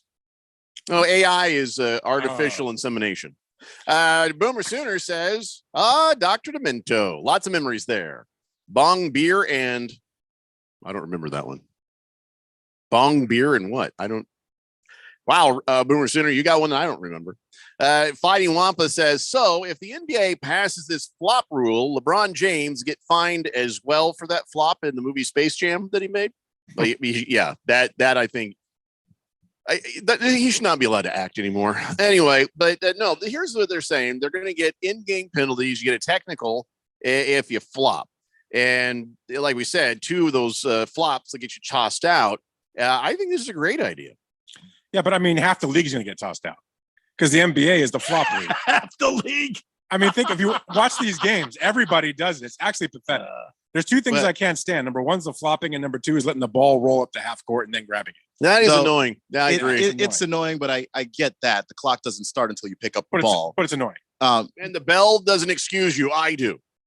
No, Right. Sorry, those are just 2 things I always heard. I gotcha. Yeah. So I mean, but at least there's like a reason why the ball. But with the flopping, yeah, there's no reason for it. It's gotten entirely out of hand. They're not doing this just for LeBron and James Harden and some other guys. They're doing it because it's kind of a big problem all over the league. Blatant flops are going to be punished, and I'm happy. That's all I hear. That's all I care about. It's all that matters. The operative word there is blatant. Right. Well, So here's the people will thing. still flop. If somebody bumps into you and you slide 20 feet on the ground the other way, it's pretty obvious that was a flop. Oh, I don't know. If somebody kind of moves like this and you go, like you just got blown up in a Michael Mann movie, yeah, it's an obvious flop. And I think that it's one of those situations where you react like your head snaps back and the video shows you weren't even touched, you should get tossed. See, this is where I would have thought if you have this conspiracy theory going, which I am a conspiracy theorist guy, I think the NBA is completely and totally rigged. And I agree with you on everything that you said just happened about somewhere in a nondescript location. Both teams have been put to sleep and they're laying there on cots in some desert location while AI plays out this NBA championship. I'm there with you. Just so you understand, later, the memories of what happened will be hypnotized into them. Yes. So everything matches up. But see, here's my conspiracy theory with this flopping thing. Are you ready? Yeah, I'm ready. This gives the referees more opportunities to affect the outcomes of games. How so? Because a flop is very obvious to see if you go back and watch it on video. You think so? Oh, yeah. This is going to be a judgment call by the referees, is it not? Well, if they start doing judgment calls that don't match up to what our eyes see on the video, they do that now. Yeah, that's already already make judgment calls. That's true. Yeah. This is going to be the way the NBA has more control over the outcome of games. Does that make Major League Baseball rigged? Yes. Okay, just checking. What's not rigged anymore? Hockey. Probably not. I believe hockey's not rigged. Most of those guys aren't smart enough to play along, you know, and a lot of these, officials in hockey are former hockey players too. Yeah, So you guys take what you get, I don't know. What's going to happen to LeBron? He's going to have to retire. If they pass this, he retires next day. No, it's not happening. I wish it would. Boomer Sooner says, bong beer babes. Jeff, go. Bong beer babes? I don't remember that one. Don't remember that one. I got to look that up. Fight and Wampa says, you guys think they will stop the game to review flops, or it'll be something the NBA reviews after the game and then the players get penalized? No, the idea is that you get a technical foul. So if they are going to say, all right, technical foul, that was a flop, then I guess it's under the same rules as anything else. And here, if you're a coach, you're going to be very slow to challenge because everybody's flopping, like Dime Store Le Batard says here. And Store Le Batard. You're like skinny Dan Le Batard. Oh my God. The beard. This is a beard thing. Anyway, so everybody's doing it. So if you're the coach and you're watching, you're thinking, yeah, I'm not challenging that. I'm not challenging that. Who would risk that? Nobody's going to risk that. What's the problem with the beard? I do. Nothing. It's interesting because Hey, they it's better actually, being told you look like Big George. I don't know. Nothing personal, Big George. Oh, damn. I think your wife told me that. Oh, damn. Straight fire. Yeah, I don't know if George heard that. Yeah, my wife, we were over at Randy's house, and she's like, you kind of look like Big George. Oh, And boy. She didn't mean like you're 7 feet tall. You have a similar shaped beard and the rosy cheeks and stuff. I think that's what it was. So now I'm Santa too? Is that what we're going with? Well, in a few years, yeah. Just steer into it, Ralph. Steer into it.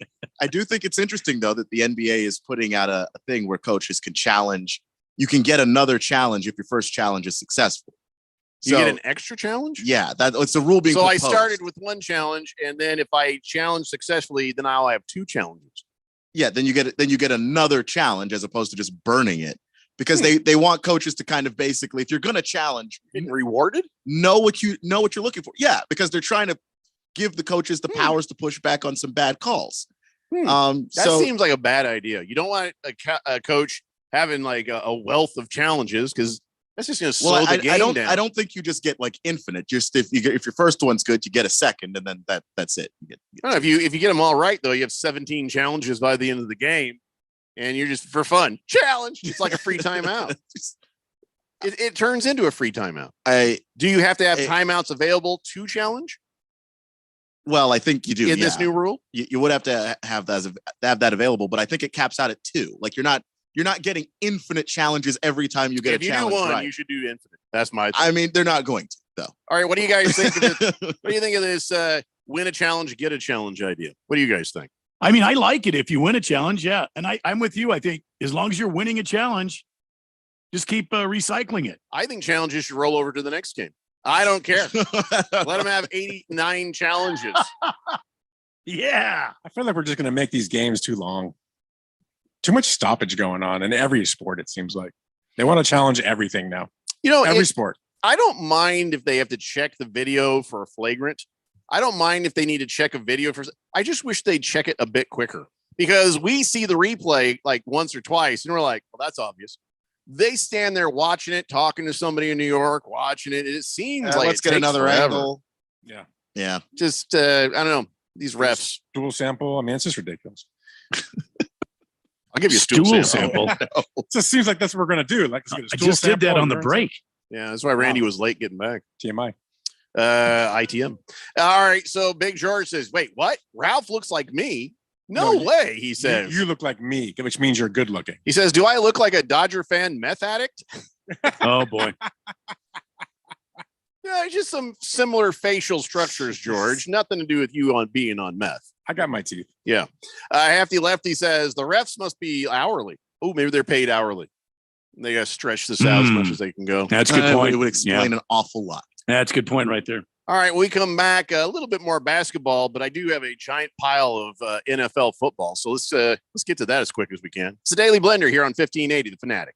Prescriptions require an online consultation with a healthcare provider who will determine if appropriate restrictions apply. See website for details and important safety information. Subscription required. Price varies based on product and subscription plan. Hey guys, did you know there's a generic form of Viagra that works just the same, but is 95% cheaper? Just go to 4hims.com/joy. Through Hims, you'll get a free medical consultation, discreet shipping if prescribed, and the process is 100% online. To start your free online visit, go to 4hims.com/joy. That's FORHIMS.com/JOY. Seems like everything is going electric these days. Electric cars, electric trucks. But what you save on gas, you pay for with that electric bill. With all ththese things being plugged into your house, wouldn't it be nice to save up to 85% on your monthly electric bill? Well, you can do that with zero down and no payments for 12 months. Call Harmon Solar. Harmon Solar is a family-owned, woman-owned local company that uses top-of-the-line equipment.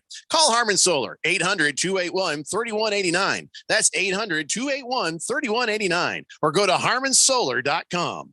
Paid non-attorney spokesperson paid for by the settlement specialists. Attention, all women who use popular hair straighteners or relaxers like Motion, Dark and Lovely, Olive Oil Relaxer, or Organic Root Stimulator. If you or a loved one were diagnosed with cancer such as ovarian, endometrial, or uterine cancer, or endometriosis after using these hair straighteners, you may be entitled to significant cash compensation. Call 800-816-3671 now to see if you qualify. A recent study in the Journal of the National Cancer Institute concluded that frequent users of chemical hair straighteners were twice as likely to develop uterine cancer. A separate study found that these hair straightening products contain hormone-disrupting chemicals. Call 800-816-3671 to see if you qualify for significant cash compensation. If you or a loved one used chemical hair straightener products like Motion, Dark and Lovely, or other popular brands and developed ovarian cancer, uterine cancer, or other illnesses, you may be entitled to significant cash compensation. Call 800-816-3671. Don't wait. Time is limited to file a claim. Call 800-816-3671. 800-816-3671. 800-816-3671.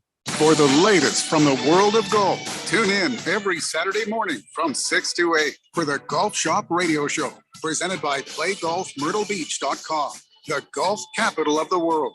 Hosts Mark Greenhelch and Matt Blanchard talk golf from tee to green and everything in between. If you like golf, you're going to love Golf Shop Radio. Before you tee up, drop on in. Welcome to the Golf Shop here on 1580 and 99.3 The Fanatic. New schedule, new season, new direction. This year, the Cardinals will travel over 25,000 miles. They will do battle against Bears, Browns, Texans, Rams, 49ers, Seahawks, Eagles, Steelers, and Commanders on the road. They will face the Bengals, Cowboys, Giants, Rams, 49ers, Seahawks, Falcons, and Ravens at home. Think there won't be drama? When it comes to Arizona Cardinals football, we talk about it. 1580 and 99.3 The Fanatic.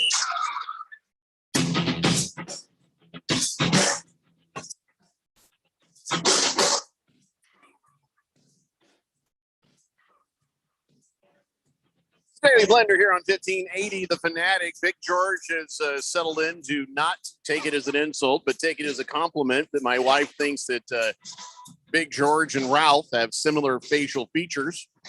George says, yeah, I'll take that as a compliment. Ralph's good people. We just cheer for different teams. You just haven't met Ralph yet, have you?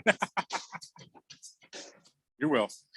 Fighting Wampa says, stool sample. That's not a flop. That's a plop. We'll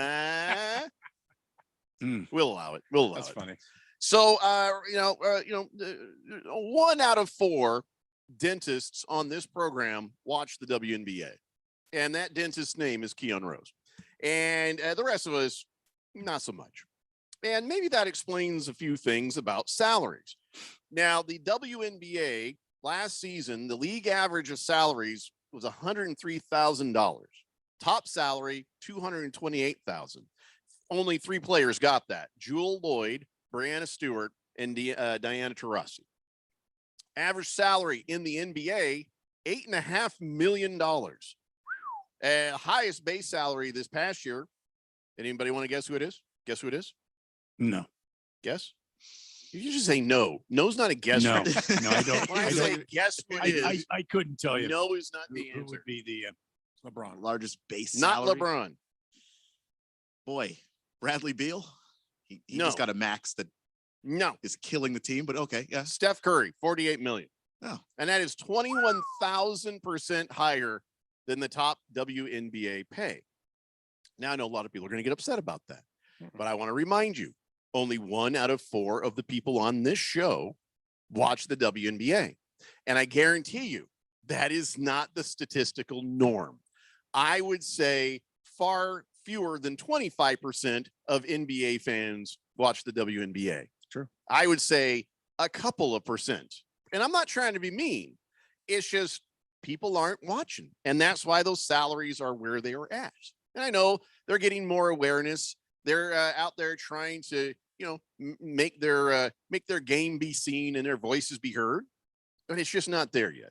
So, but at that comparison, salary is appropriate, Keon? I mean, I don't know. I don't know how appropriate, because I don't know like what money they're bringing in. I know they're set to have a new TV deal where I think those contracts are going to go up a little bit. But I don't hear any WNBA players complaining. So I'll take the cue from them that, yeah, I think everybody knows that the sport's not where the NBA is. And that's why they're focusing so much on growing the game and Tell trying me to. why they deserve to be. Now I know by ratings and stuff and TV deals, there's a big divide. But I'm saying, as far as their game goes, but as far as the product goes, and I'm not trying to be a jerk here. I'm not going to make jokey jokes. I'm actually seriously asking, why does their game deserve to be at the same level as the NBA, or where should it be? Because it's, to me, it's good basketball. I don't know how to set the level of. Okay, well, let's just stop there for a second. Yeah. It's good basketball. Yeah. And tell me about the game. What makes it good basketball? To me, when I think of the WNBA when I was a kid, it was a lot of, missed shots in the paint, and you just kind of, everybody's packed in there, and you're not really. It's like watching a bunch of fifth graders moving the ball around. Like I don't know if it was that necessarily, but it wasn't great basketball to watch. And I think that now, and I don't know if I'm correct in this, but to me, it just seemed like once the NBA started to open up, once the Warriors really came on the scene, and you had the Splash Brothers, and you started spacing out the floor, and people started shooting threes, and you started seeing people with great handles being able to get to the basket, get certain shots off like that. I see that in the WNBA.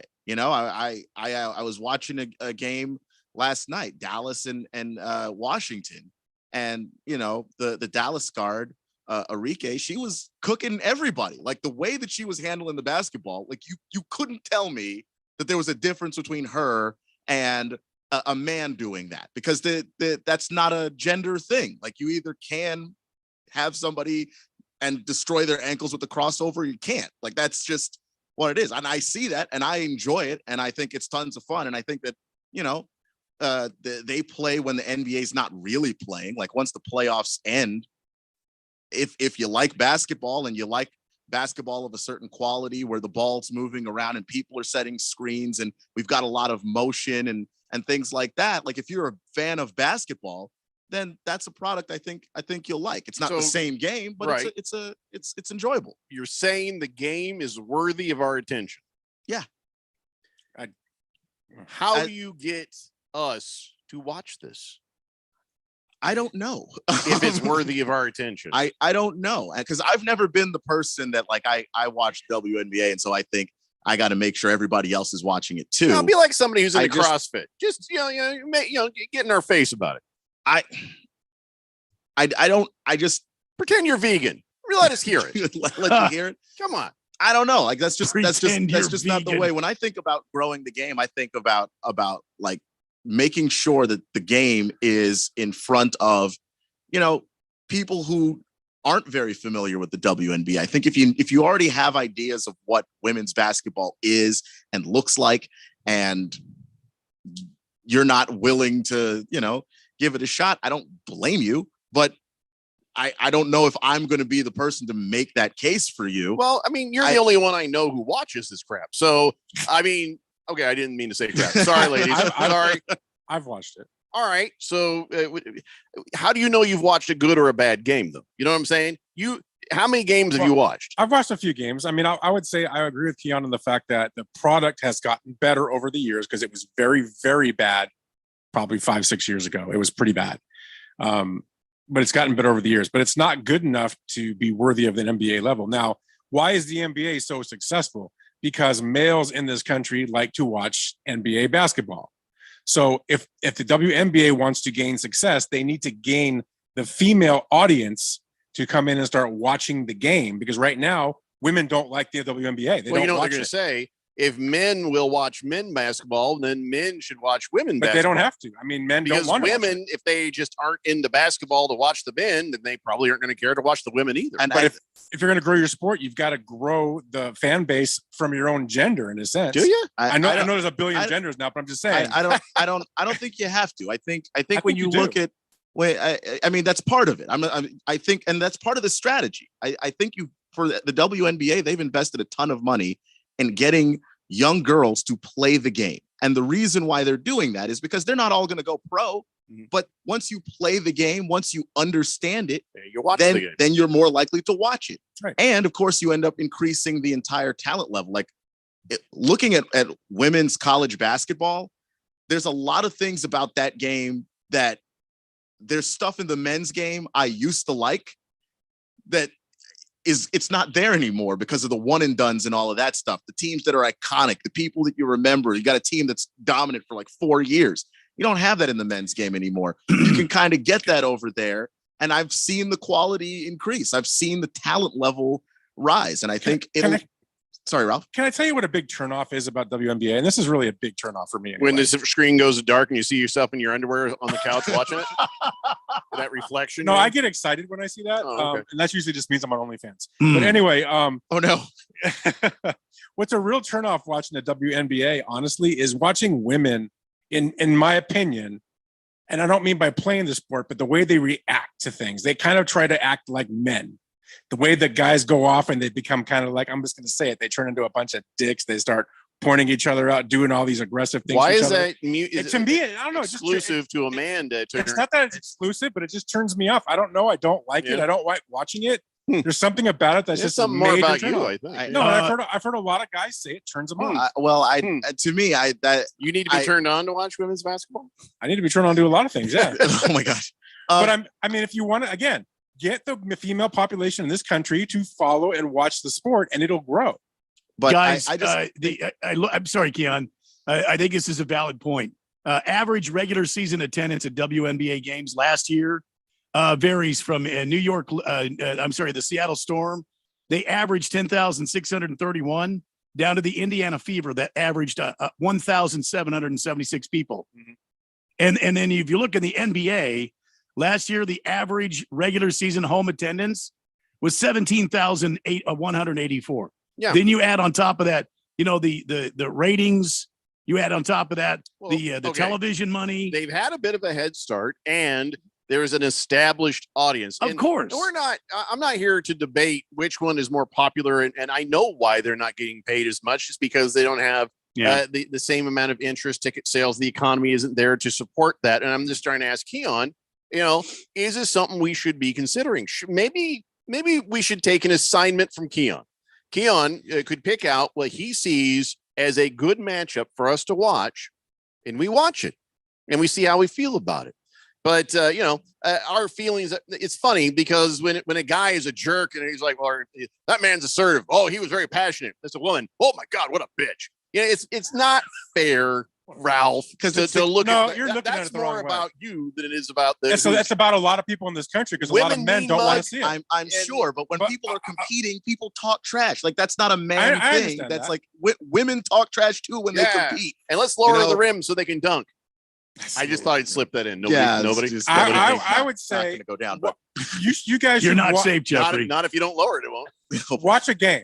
The quality of the game is it's like watching a baseball, like rookie ball and baseball compared to the MLB. That's what it's like watching. And it has an audience. There's an audience for it, but it's not a major. We need to be open-minded. As a person who is essentially a basketball junkie, I enjoy watching the WNBA more than I enjoy watching the G League, and I've watched some G League games. And Ralph, being a junkie, probably doesn't appreciate that comparison. Ex-junkie. You're never an ex-junkie, Ralph. Let's be honest. I knew you were gonna say just. Hi, I'm Ralph. I'm a junkie. Hi, Ralph. Is that how those meetings go? Do they say junkie at those meetings? I don't think they do. All I know about those meetings is the cookies better be soft, because a lot of people just don't have teeth. A lot of soft things in those meetings. Just saying. I'm trying to help here, though. I'm trying to help here, Keon. I think if you give us an assignment, say, look, this is a really good matchup, and we all agree to watch it, maybe DVR it and then watch it so we can fast forward through all the tampon commercials. And, maybe we can get, well, what else are they going to advertise on those? Cars. Do they really? Yeah. Like women drive cars? Is it like a bunch of commercials of women just hitting curbs? Shoes. Wow. Oh my God. You're just digging that hole right now. I mean, Kidding. Down goes Jeffrey. Some of it. Down goes Jeffrey. No, What a feminazi. all seriousness though, that if same you- CarMax commercial that they got with Steph and Sue Bird They plays for both. those are so bad. They're bad commercials, but I'm just So bad. saying. It's- I do. I want you to give us the assignment, and I think we should make an effort, and we might watch it and come back and say, this is bad. This is not something we can watch, or we come back and say, I was actually you may not agree with me, I was but maybe I was impressed. But give us a good one, a good matchup that something that has potential to be entertaining. And then maybe we can change some minds about it. I'll find some stuff. Why are women's sports in this country not as popular as male sports? Well, you are right about the fact that the women don't watch them to help grow the thing. That's number one. But why are they not as popular? They're also not as well promoted as men's sports. They're starting to be more and more promoted like men's sports. But the bottom line is the quality of the product on the field, on the court, is not that of men. It's just not. We're spoiled as men with the male sports that have been thrown at us all our lives. To watch an NBA game and those athletes is phenomenal, the things that they can do. To watch an NFL game, to watch an MLB game, those athletes are premier athletic guys. And you just don't get that. I'm sorry. It's just the way we're made up. It's our biology. It's our whatever you want to call it. Women just don't have that to give that men can give. I mean, that's why there's all these battles in the world right now about, I don't want to get into politics, but transgender sports and all that, because men are more dominant than women. That's just the reality of it.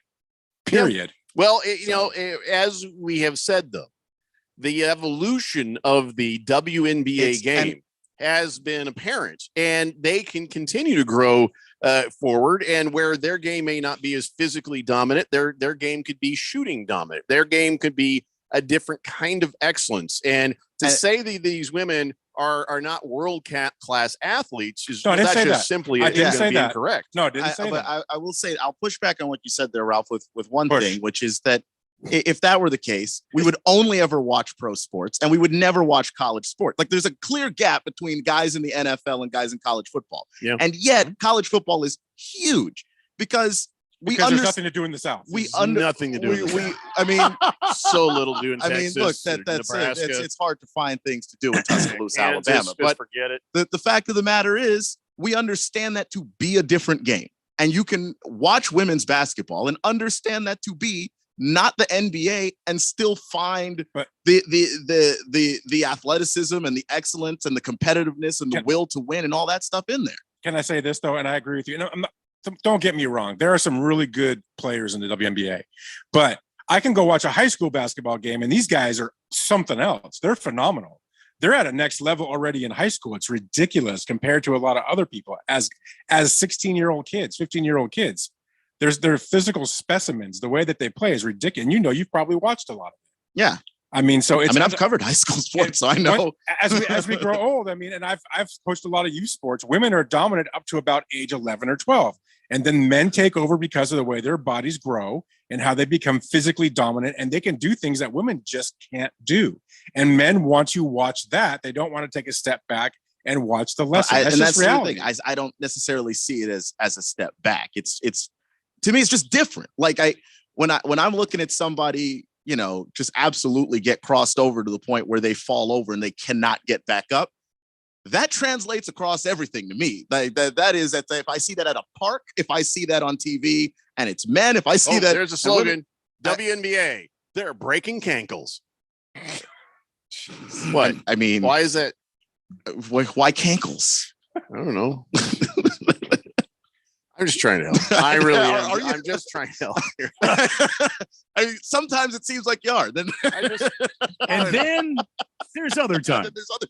All right, listen, we're going to take a break. We come back. The text line is in fuego. We'll let you guys have your say. And maybe Keon will give us a WNBA. Are they playing now? Yeah, the season started last weekend.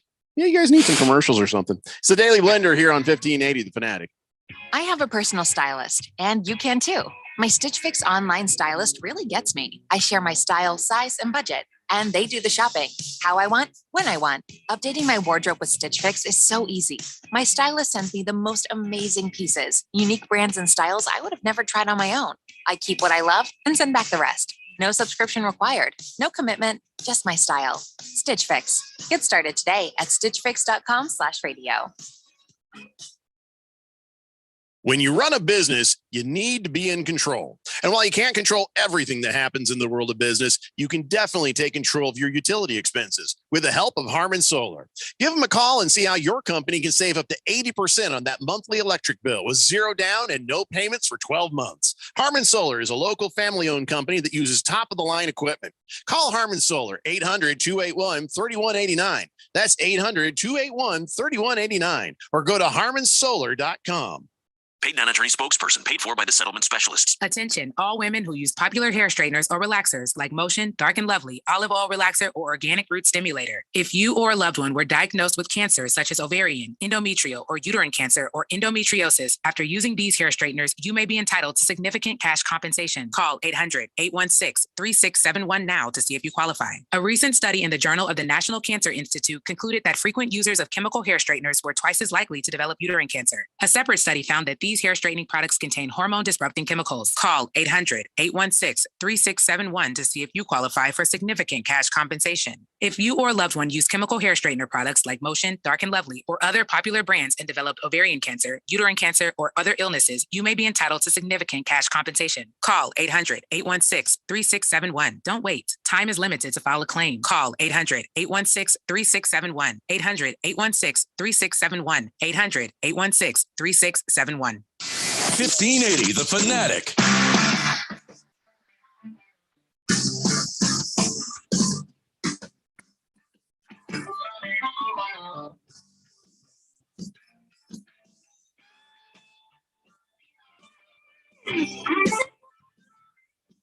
Hey, Blender here on 1580 The Fanatic.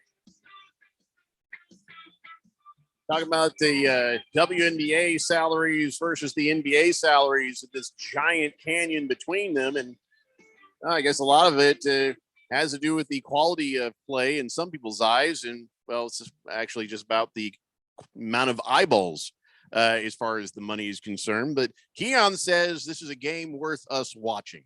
Ralph says, I'm out. And, no, that's not what I said. Yeah, you're not going to watch WNBA. I've watched the Sparks a lot, actually. I mean, a lot.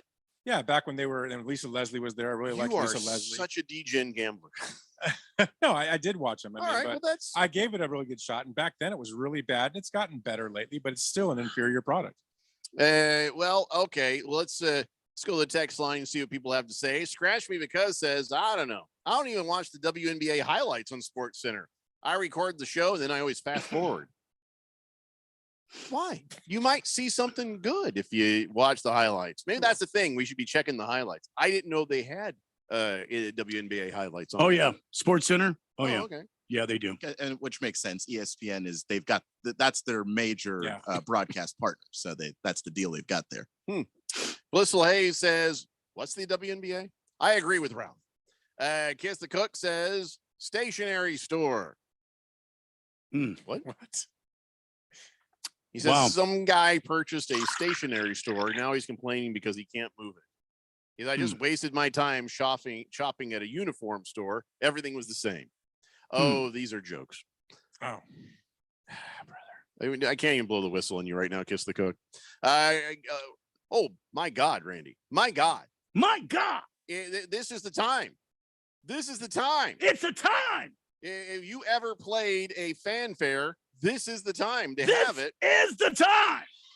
Ladies and gentlemen, Big George and his wife are expecting their second giant child. Oh, my God. Wow. Yeah, he says, Alexa and I are expecting our second child. His wife is also named Alexa. Just to clear up any confusion here. She is 15 weeks pregnant and it has just been confirmed that it's going to be another boy. Oh, that's fantastic. Oh, good for you, Big George. Should name him Spare. Spare George. Wow. And he says, my other son, Luke, is now 15 months old, and he's already 34 inches tall and the 99.9 percentile for height. Jeez. Not sure where he gets that from. Huh. Yeah, your parents were normal size. So speaking of basketball, Big George, I'm just saying, if you want to know where to direct him, put a ball in his hand quickly. Well, now this is proof positive that George does indeed get some time in the bedroom. I don't know whether it's sleeping or not, but he does get away from the radio on occasion. Well, at least 15 weeks ago, yeah. Well, at least. I mean, I don't know about for anything five, else. for 5 or 10 minutes. And not by himself. So 5 or 10 minutes. Well, it takes him a while to get undressed. What did they do with the other 14 minutes and Well. 55 seconds? Come on. All right. So congratulations, Big George. That's yeah, awesome. man. Congratulations. Might I suggest Jeffrey is a pretty good name for your second child? Mm-hmm. What? Mm-hmm. Yes, it is. I'm just saying. I wouldn't call him that. Shut up, Ralph. Wilbur says he's going to throw political correctness out the door. He says, or out the window. He says he can't tell. It's just if there's a draft in that direction, he's throwing it out. He's blind. So all right, here we go. it could be either one. He's not sure. But he says the WNBA only exists because the NBA is paid for everything they have today. And if the NBA decides to no longer pay for those things, WNBA would be history in less than 2 years. Can you understand why, though, Wilbur? Yeah, they haven't had the infrastructure. Women were not, for a while allowed to play sports, particularly basketball. And then when they were allowed, just socially, it just wasn't something you did. They got their chores done, Wilbur. Leave them alone. So, Damn. The NBA is supporting the WNBA, but I don't think it's a bad thing to try and use. They're growing another market, hopefully. And if it works and you actually get a product of a high enough quality that people are watching it and spending money, that's an investment. Don't you feel like women's college sports are much more successful than pro? Right now, yeah. Because it seems like they've got the audience at the college level. They have the And I'm not audience. gonna lie to you, the NIL right now is kind of messing things up. Well, with the that's true, WNBA too. in I terms was- of people will stay all 4 years because the They're NIL money making more. is better Yeah. than Well, I the mean- money you'd make as a pro. Ask Jeffrey. There was no ball game on yesterday. I had the college softball game on. Oh, I love college softball. And you know what I mean, it is? I They love have that watching fan it. base. They have Yeah. the fan base of that school We got that will them- watch that. Some giant thighs on the TV Yeah, right now on college ESPN, too. College softball players, those women are amazing. Yeah. They're Oh, amazing no, at they're it. athletes. They are Oh, serious absolutely. athletes. They're I don't I love know. watching them. Giant thighs. I know that the rules are different, but I do see a Frightening. way that like we watch softball and Chasing away every female listener we have. No, I'm just saying it's true. I mean, I'm not saying they're fat. I'm just saying they're huge muscular thighs. It's All three of them. very gone. intimidating. All three. Oh no, these are beautiful women. Don't get Yeah. me wrong. It's I just think you had three. if my car were stuck, oh my god, I'd be Wow. asking for help. Yeah. In a WNBA game, if your car is Wow. broken down, trust me, there are people inside who can fix it for you, guaranteed. What? It's not like I'm not. Is I'm it? not I saying don't anything. know. that's not I true. didn't get to- Inside? Yeah, they're usually wearing flannel shirts and they got fanny packs. I'm just one of those will know how to fix the car. Oh You brought a big shovel to work, didn't you? It's just I'm not saying anything that's not true. Do you hear you guys hear it? Do you hear the shoveling going on? yeah, Do it's you a hear big it? one too. Do you hear the hole being dug? Do you no hear it? hole. Digging his Uh-huh. grave. just feel like I think we keep reaching the bottom. There is no bottom. Do you remember how you tormented the women before about the softball girls? And then you also said lower the rim. And do you remember the sort of What am I outcry saying? It's not true. and the sort of outcry that you received? It Do was you a- not remember that? It was 79% quieter than Uh. any man's. So Oh boy. So who's going to be the new host? I don't know. If I'm gone, I don't care. Blissful Hayes says, "Why isn't there a WNFL?" That you know what? I'll tell you what. People don't like to see ladies get bulldozed, but I think that there should be a WNFL. I mean, there's a women's division of MMA. There's a women's division of Yeah. boxing. I will say this Eventually though. you can see it. The NFL I thought there is- was like an amateur or There semi-pro is. football league for women. and they're as scary as these softball They're girls. very Oh boy. No, I'm serious. I mean, I'd watch that. I I- would watch women's football. I know the NFL is pumping a lot of money into flag football specifically for girls. No, I mean, this is what other tackle. This is sport- full on contact. Let's say you tackle somebody and they're mad. They don't jump and fight. This off comes a shoe. Here they come. You know. But I'm saying that this semi-pro league, we don't even know what it's called. So that's not great. I'm saying the NFL is I see the NFL trying to build something by with the amount of money that they are putting towards flag football. I know flag football is actually starting here in Yeah. the fall in Arizona. For girls specifically. And I think that first you build up the base of people playing the game so that they can develop that. They've already appreciation done that. for it. Have you seen the rules changes? You see what it's like? Pretty soon the Yeah, quarterbacks it'll are going to be be wearing flags in co-ed the NFL soon games. enough, yeah. I mean, I know that Brock Purdy probably doesn't agree wherever they've managed to attach his arm to his body. Now, edge rusher for the Los Angeles Rams, Julie Swanson. I want to just let you know that Nurse Scratchit is a lady, Mhm. and she says, "What happened to lingerie league? That was fun to watch." What? Don't usually hear that from a lady. Did they have an actual lingerie league? They still do. Do they still They do that? do? I don't know if they still do. I haven't seen. You talk about the male chauvinist pig. Yeah, now. that's a chauvinist. I mean, big you're thing. talking about It's that. so demeaning. That is the They're worst angry. thing I've heard. What next? Do we have topless football league? I mean, that's worse than Jeffrey's but at the comment. same time, women are also more capable of appreciating other women than you Right. get them credit for. So there's that too. Yeah. Wow. Yeah. Blissful Hayes says WNBA players should go topless. That would guarantee better ratings. Oh boy. No, not always. I don't think it would. I don't think it would. And that's just that's bottom of the barrel manliness right there. And that's too also much. that's also Bottom of the barrel That's manliness. toxic. That's toxic. Blissful Hayes. and also the thing is, Jeez. if that's a gimmick, like you're not trying to build a gimmick, like the lingerie football league. We're actually asking right now, does it still exist? So no, that doesn't guarantee viewership of anything. Cards Chappie says part of the assessment of the quality of entertainment of the WNBA should also include how many drinks it takes to actually make it through an entire game. Oh boy. Kyle G says, sorry, I meant I watched the NBA and I can't do that. Oh, okay. Oh, I'm sorry. You're correcting the text we hadn't heard yet. He says there's not enough separation between college ball and the WNBA. Also, for me, I watch college and the WNBA and say I could do that or I can't do that. He says, yeah, I watch the NBA because I can't do that. I watch the WNBA because I can. But the problem with that is, like, I don't know. There have been some videos of some WNBA players who they don't have to Uncle Drew it because nobody knows who they are. So they go to an LA Fitness, and then a bunch of guys are like, "No, I could beat her." Blah blah blah. And then they just roast them because they're professional athletes. Well, I was just gonna say I'd like to see who that last texter that said I can do that. I'd like to see him go up against, like, I don't know, Brittany Griner or she's not in the WNBA now, mostly because she's an awful person. But Liz Cambage went to an LA Fitness, and she's like 6'10", and just destroyed everybody there. And it was just like, oh, with every post move that exists, jump hook in them. I mean, it was sad. They had no answers, and that's because you're playing a professional athlete. You're not a professional athlete. Now, see, that would be fun. I would watch all kinds of that right there. All right, let's get through these texts real fast.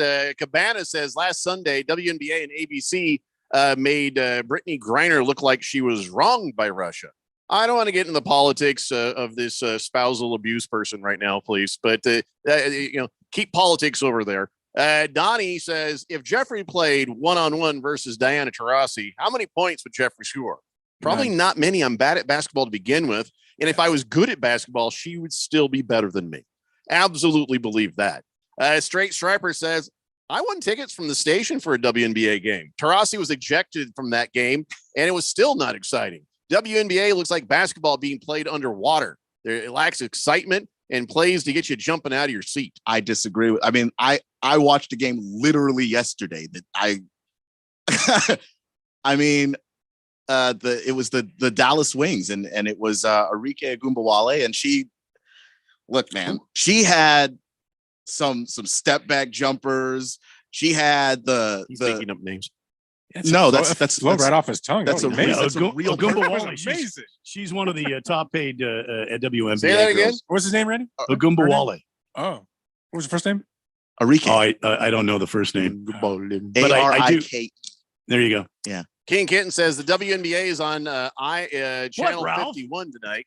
Doubleheader. Okay. You think I didn't hear it? You think I can't pronounce it? No, I get paid to speak, Ralph. It just flowed off of Keon's tongue. It kind of fumbled off of yours, but it's all right. Well, I might be 3 or 4 sheets to the wind here. He's 5 or 6. State Street Brat says, since I never met Ralph before, I just assumed he looked like Ralph Macchio. So you're telling me he doesn't look like Ralph Macchio? God, no. Yeah, go look at the YouTube, State Street Brat. Hefty Lefty says, Mike White wishes he had flags when he got turned into a stapler. What is he talking about? I don't know. Moving on. Boomer Sooner says, YouTube, Randy. YouTube. Okay. Kiss the Cook says, I enjoy. Oh, wait, did you mean that Jets quarterback that got bent in half? Oh, Mike White. Oh, Mike White. Yeah, totally forgot about Mike White. Yeah. Oh, yeah. I enjoyed the lingerie league, says Kiss the Cook. Well, a lot of people did. Pinocchio says the women's NCAA bracket games are so much more entertaining than WNBA. Scratch Me Because says my suggestion to improve the WNBA. He says bring in the trans dudes that can dunk and shoot 30-foot 3-pointers. That's coming. That makes me uncomfortable. It's coming. Oh, is you see the trans dude? So people who are transitioning to male and are on testosterone, you cannot. males transitioning. Then that's you said it backwards. Males. I'm just reading what the text. No, said. not you. I'm talking about the text. Oh. You said it backwards. That's very confusing to me. And no, they need to figure out this whole trans. Once you start taking estrogen, I promise you cannot dunk the way that you were dunking before, unless you lower the rims. I'm just they're not coming down, man. I'm just it's an idea. 8-foot rims. All right, guys. Hour 3 is up next. It's the Daily Blender here on 1580 The Fanatic. Seems like everything is going electric these days. Electric cars, electric trucks. But what you save on gas, you pay for with that electric bill. With all these things being plugged into your house, wouldn't it be nice to save up to 85% on your monthly electric bill? Well, you can do that with 0 down and no payments for 12 months. Call Harmon Solar. Harmon Solar is a family-owned, woman-owned local company that uses top-of-the-line equipment. Call Harmon Solar, 800-281-3189. That's 800-281-3189. Or go to harmonsolar.com. Do you struggle with occasional nerve aches in your hands or feet? Try Nervive Nerve Relief from the world's #1 nerve care company. Nervive tablets contain alpha-lipoic acid to relieve nerve aches, weakness, and discomfort, plus B-complex vitamins to support healthy nerve function as you age. Live life with less nerve discomfort with Nervive Nerve Relief. Learn more at nervivehealth.com. And try Nervive Pain Relieving Cream to block nerve pain signals at the source. Use as directed. Wow, Total Wine really does have everything. I found your favorite bourbon, an awesome vodka. Oh, and roofie. Ruthie? That's me. Always happy to help. Honey, Ruthie found that amazing Cabernet you love. Oh, yeah. That Cabernet was really good. And we have it for the lowest price in town. We've got to get another bottle. So glad we found Ruthie. With the lowest prices for over 30 years, you'll always find what you love and love what you find. Only at Total Wine and More. Drink responsibly, be 21. When kids need medical care, they face life-changing experiences. They miss out on the things that make being a kid fun. Starlight Children's Foundation programs entertain and inspire hospitalized kids. Learn more at starlight.org. Don't you wish your life came with a warning app? That dog does not want to be petted. Well, life doesn't always give you time to change the outcome, but prediabetes does. Take the 1-minute test today at doihaveprediabetes.org. Brought to you by the Ad Council and its Prediabetes Awareness Partners.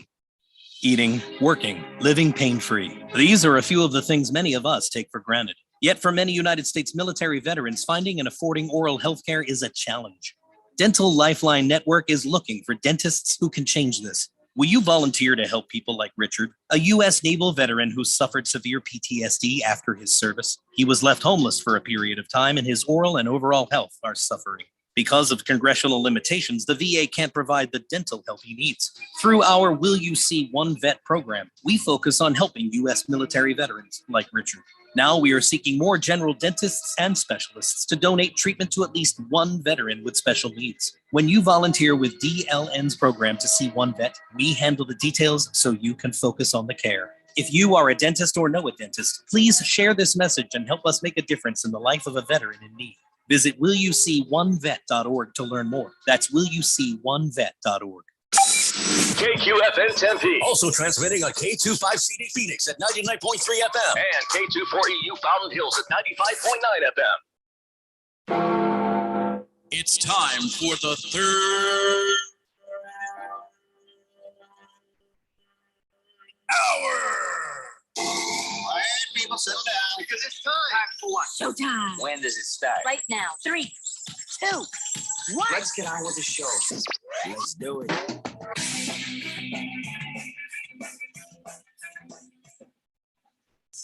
All right, everybody, it's 5 o'clock here on the Daily Blender. I'm your good friend, your radio pal, Jeffrey O'Brien, alongside Randy White.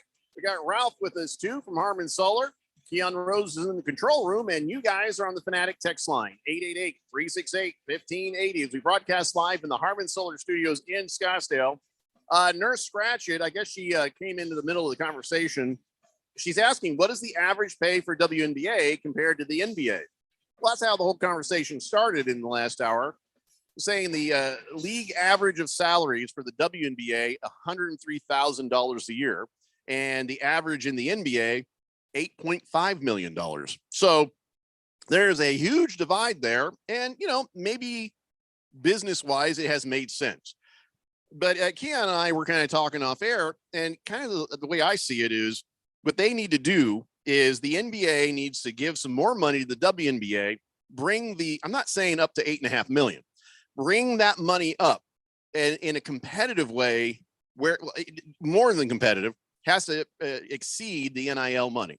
So that way, what happens is you have the ladies in college who are really good leaving college, the same way an NBA player would, there's an incentive to come out of college and play in the WNBA. Also, it incentivizes the little girls to say, well, look, there's a path there. The same way a little boy who's playing basketball sees his favorite, players going from high school to college into the NBA. So I think that the salaries have to come up if you're going to cultivate that next generation. And cultivating that next generation always does what? It ups the talent level. It ups the play. So the product becomes better. The pool of talent, you're talking about how hard it is, to get enough good quality people for just the teams they have. And so I think the whole product can be made better if you bring up the wages at the top, because now it's like, oh my God, it's like, what did all these players say? It's like, I felt like I won the lottery. Football, basketball, hockey, whatever it is, you got to give that incentive. And this is not a 1 or 2 year plan. You have to give that incentive for them to come for generations. But how? So first of all, I agree. The NIL is going to destroy women's sports. It's going to destroy women's professional. It doesn't sports, have to, but it's going to right now the way it is. Secondly, but I understand giving them more money. First of all, you got to see does the WNBA is probably losing money. If I had to bet, as an overall, they're probably losing money. How does that make the product better? You because you're giving them more invest money. what you're not investing in this year, and you're not investing in what's on the TV. You're investing on bringing people forward. If a little girl's watching the WNBA and she's like, I want to play, and then you're like, how much do they make? And they look it up, 103,000. Geez, I just go to college and for 2 months get a real pretty good job. money. But see, you have to think about it as a life. Let's say that you go into play, you play 5 years, 10 years. You have not made the kind of money that a man makes going to the NBA. It's not as attractive, and you're thinking, Yeah, I got to think of my lifetime, so I'm going to go ahead and just skip the. You're going to make your WNBA. money. You're going to make your money in endorsements if you're good. So you're right. But I'm sure not Brit- everybody is. That's why the Right, that's what I said. average is important. So the average for the WNBA needs to be brought up. You need to pay people like Jewel Lloyd, Brianna Stewart, Diana Taurasi even more, because you're trying to bring along the next generations. And I know that the WNBA is not profitable right now. I get that. Right. But it is making money, and it is far closer to being profitable now than it was like 10 years ago. So if you're looking at the trend is, okay, we can actually get to a point where this thing is that. Yeah. And that you've got to be able to invest in that. I do agree with what Jeffrey said. And I'll also add that, that it's possible for people to watch women's sports and enjoy it, and specifically women's basketball, because these same players then leave this country and play overseas in other places because they pay way more over there. They just love to play here in front of their families and people who live here. That's why they come back. Well, what also needs to happen is maybe not have the WNBA season on at the wrong time. Maybe they need to adjust when that season starts too, because where else nobody cares about the WNBA when we're watching the NBA finals. Where else are you going to put it?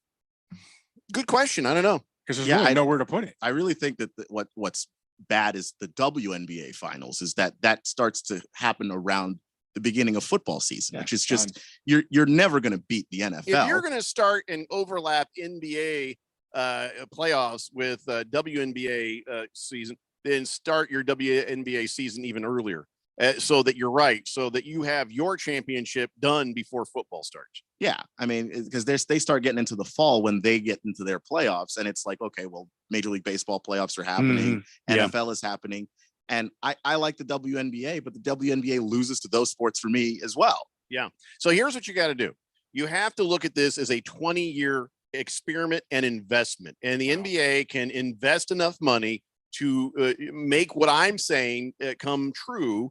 Then it'll pay them back hand over fist more and more. But I wouldn't go more than 20 years if I don't see this thing starting to go the right way. It's like, well, we tried, ladies. You're on your own. Yeah, and then the stuff that the NBA is subsidizing isn't even the salaries. The salaries actually come, at least at this point, from the money that the WNBA makes itself. And then I think it's $60 million is what they made last year, and the players get paid from that. So it's not even that the NBA is paying specifically the players. The NBA is paying for a lot of these operations. For instance, you buy the Suns, you also buy the Mercury. You buy the Timberwolves, you also have the Lynx. That's just kind of the way that works, and that's where a lot of that subsidy is coming in. So it's not like the NBA is having to like reach into NBA profits to have to turn around and pay for salaries. Kiss the Cook makes a pretty good point. He says the NBA didn't really become profitable until the early 80s. That's right. Yeah, I think that it was just the way that I've read the history of the NBA. The NBA was actually going to go under, and if it were not for Magic Johnson and Larry Bird, the league wouldn't be here today. That's insane. That's correct. So you had Magic and Larry save the league, and then Michael Jordan took it to a level of profitability that they're at now. You're not going to find the female Magic Johnson or Larry Bird or Michael Jordan if you don't start cultivating it with the kids and getting the gals playing basketball. I agree. That's it. You got to invest in it, and that does mean when you invest in something, you don't have the money right now. you're looking towards the future, and I think that's the best way of looking at it. There is a point though where you say, okay, we tried, it didn't work. There is a point though. Well, yeah, money runs out, right? Yeah, and if it looked like they were never moving towards profitability, I would say that, but they have been moving that direction. That's been the trend. So I think the investment's showing that it at least has some value. Let's see if it'll work. It's a shame Kobe Bryant's gone because he was really kind of helping the youth part of women's basketball to grow and get. He'd been a great face for that. Yeah, absolutely. He could have been a great face for that. His daughter Gigi was really good. Yeah, so that's one. He was doing a great job. And yeah, two, he was the ambassador. When I started watching women's college basketball was the year that Sabrina Ionescu was at Oregon doing her thing, and Kobe was the one that was just like, hey, you got to watch her. She's crazy good. Yep. And she is. So like I think that like a lot of NBA players are trying to do their part to try and promote it too. I know Chris Paul is a big supporter of the WNBA and trying to promote it. Kevin Durant has been. So I hope that somebody can have that same level of impact. But Kobe, first off, being Kobe, had that impact, but also he was starting to dedicate a lot of time and attention towards that, and that kind of really sucks that we lost him in that way. Kyle G says the WNBA is 30 years old. How much were NBA players getting paid in the 70s? Adjust that for inflation, of course, but the point is they have to grow that league naturally, much like the NBA did. Can't compare the two leagues in the present. Well, no, that's the thing. And, you have a better shot of not having the 1980s problem for the WNBA if the NBA helps them out and invests. You're never going to get there if the NBA is not part of it. And didn't we have in the 70s, wasn't there the ABA and the NBA, and that was the big thing, and then they merged? Yes. In the mid 70s, I think is when that happened. Mm-hmm. I mean, that was the big deficiency of the NBA. There were these two leagues trying to battle it out, and they were both just not doing very well. And then when the 80s kicked in, I remember because I really started watching the Lakers in like 78, 79. And when Magic got drafted and Bird came in, it was just amazing what they did to the league. They just completely changed the game. And then, like you said, Michael just took it to the next level. And they were two positive forces too. They were. The NBA in the late 70s, early 80s also had a cocaine problem. Yep. And was not particularly marketable. and to have two guys come in and be great and to say, you know, keep that crap away from me. I'm here to ball. Like that actually did wonders for the league. So that Magic did a little bit too much balling. Though, so. yeah, well, you know, that's I always thought they were just eating powdered donuts. Powdered. yeah. That makes sense. Yeah. Scratch me because says WNBA players can always play in Russia in the offseason. Oh, never. Yeah, I don't think anybody needs to be going to Russia. Yes, Brittany Griner, she broke the law, but also that whole thing was just a big political garbage heap. I don't want to get into. I mean, I can look at both sides of this, and then I don't care anymore because she's a domestic abuser. So up hers. Twitty says, get Oprah to tell people about the WNBA. Bam, problem solved. Who's Oprah? Get Oprah to do it. Does I always Oprah thought have the relevance now to be like watch the WNBA Oh, and everyone's man, like, the- oh yeah, no, Oprah said it. So the ladies love her still. No, they do. In fact, I'm pretty sure that every time you're like sitting there and the ladies all get up and they at a restaurant and they go to the bathroom, that is when they get their instructions. A big screen comes down from the mirror. They gather around and Oprah gives them their marching orders. Yeah. That is, I'm pretty sure I'm right. I thought Oprah was she's like the president, CEO, and owner of Weight Watchers now. If you think that there is a, I think she owns the Weight Watchers now. What do they call it? The Illuminati. Oh, there's a womanati, and it's Oprah. You know what I'm saying? It's just one person. And it's Oprah. The she womanati is Oprah, and she gives them. Is she even doing the talk show anymore? She didn't have to. She's got the mirrors in all the bathrooms. She's got that's $1 true. billion. Oprah doesn't need to work anymore. So much money, and how do you think she funds the womanati? Yeah, I see. Yeah. Pretty sure I'm right, Twitty. Beer Bob says the WNBA requires that college players turn 22 years old during the calendar year of the draft. I don't believe the NBA has that rule. I believe it's just 1 year of college or for the guys there, right? 1 year, isn't it? Yeah. You've got to be 1 year removed from high school. You don't even have to go to college. If LaMelo Ball went and played in Australia for a year and then came back. Cabana says, I never had a growth problem while watching a WNBA game. Why do you men always try to make women's sports sexualized? That's just sad.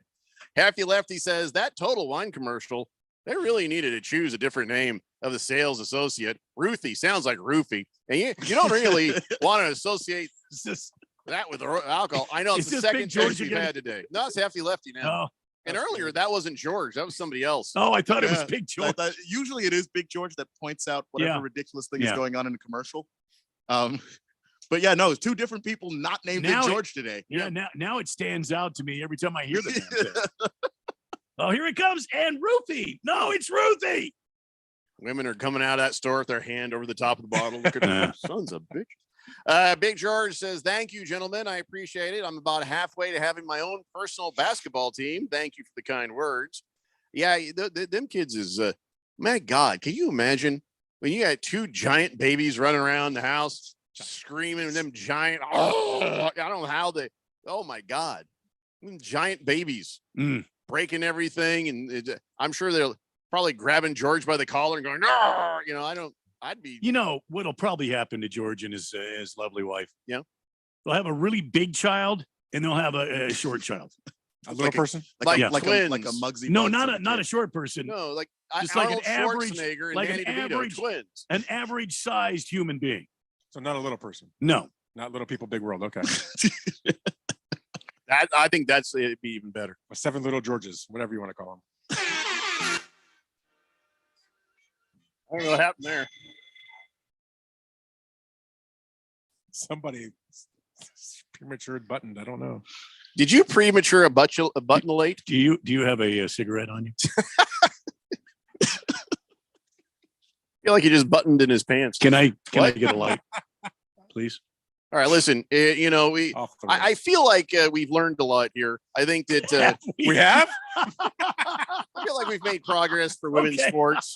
I feel like I'm in the same spot I was in before. I feel like we're going to win some sort of an award for this broadcast. I think progress in the terms of like we kind of talked about what should happen to sort of grow it, not necessarily to convince anybody to watch it, because I don't think that that's the best way to convince people to watch it. It is to run around just beating people over the head going, watch the WNBA, you're a sexist. Like that's just, you're not going to get people to decide that way. Turn them off. Yeah, you will absolutely. And I know people who do that. Like the last people who should are women.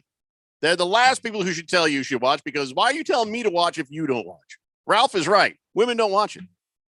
So I'm just saying, don't get mad at me if I'm not watching. But your point, I mean, if you turn it into something other than what it is, political, whatever, whatever you want to say, you don't watch it because it's women, you're this, you're that. It just turns people off, man. They want no part of that stuff. And that's the part that stinks to me, because I'm a fan of the basketball. That's why I show up. That's why I watch it.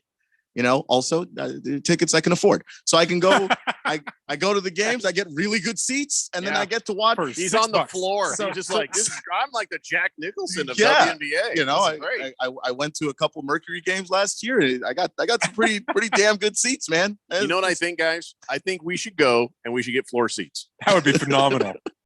Right on the floor. Let's go. Every time I'm about to talk, somebody's like, "Here, eat this." And that was a game, Diana Taurasi was on fire. I was glad I can hear Jeffrey now from the floor of a Mercury game. That would have been a dunk if the rim was lower. I'm just saying it would. It really. I'm just trying to help. Maybe don't shout that there. It's just kind of rude. Let's do it. Like $25, right? All I'm trying to do is help. Yeah, $25. Not and we're that on cheap. the floor. Not that cheap. But We're probably in the game. Yeah, We're Michael Cooper coaching. hand me a clipboard. I can do this. The Erectinator says, "Is that Ralph? Hey, Ralph, you suck. Ha ha. Lakers lost, bitch." Ralph Wow. wanted Are you the serious? Rectinator's name and just went, Jesus. That's his name? I mean, The is he- Erectinator. Yeah, he's so we know what happens to him at home in reality. Nothing. Nothing. Very little. Yeah. Erectless. Oh boy. I don't know, Ralph. That was text of the day. I think I'm just going to say that I was text of the day. I believe the Erectinator is new. I had to edit it. Is he new? And I'm just going to Yeah. say, You should go to another show. I don't say that Ralph's often. going to but come back at I you. do sponsor this, and you should go with. I had to edit that, but and you edited it, and I did. Guess the Cook says you have the WNBA future in the upcoming hands of Caitlin Clark, Leah Boston, and Alyssa Peely. Do those names mean anything to you? Or Aaliyah Boston's already in the league right now. She was the number 1 overall pick in this past draft. Caitlin Clark was at Iowa. She was the one who Angel Reese was in her face doing the ring celebration thing. So that was the whole controversy there. Yeah, I think the players that are coming up in this next couple of drafts are going to be really fun and good for the league to try and get like more talent in there, because there's a lot of really good players. It's going to take an investment. All right, let's take a break. It's the Daily Blender here on 1580 The Fanatic. This is Brent Musburger's action update on 1580 and 99.3 The Fanatic. Juice Reel, the betting intelligence tool that's making better bettors. Open the App Store and get your hands on Juice Reel. Start betting smarter. Juice, R-E-E-L. Juice Reel. Now, here are the latest lines from my guys in the desert. Two big races in motorsports on Sunday. The Coca-Cola 600, NASCAR's longest race. It'll be held at Charlotte Motor Speedway. Kyle Larson, coming off an all-star victory, is the betting favorite to capture the race at plus 420. William Byron has 3 wins this season, plus 600. Denny Hamlin, who won the Coca-Cola 600 last year, is at plus 700. Indianapolis 500 will be run at the Brickyard on Sunday afternoon. Alex Palou of Chip Ganassi Racing starting from pole position. The betting favorite at plus 600. Scott Dixon plus 700. I'm Tony Desiri with your VSiN Action Update on 1580 and 99.3 The Fanatic. Do you struggle with occasional nerve aches in your hands or feet? Try Nervive Nerve Relief from the world's #1 nerve care company.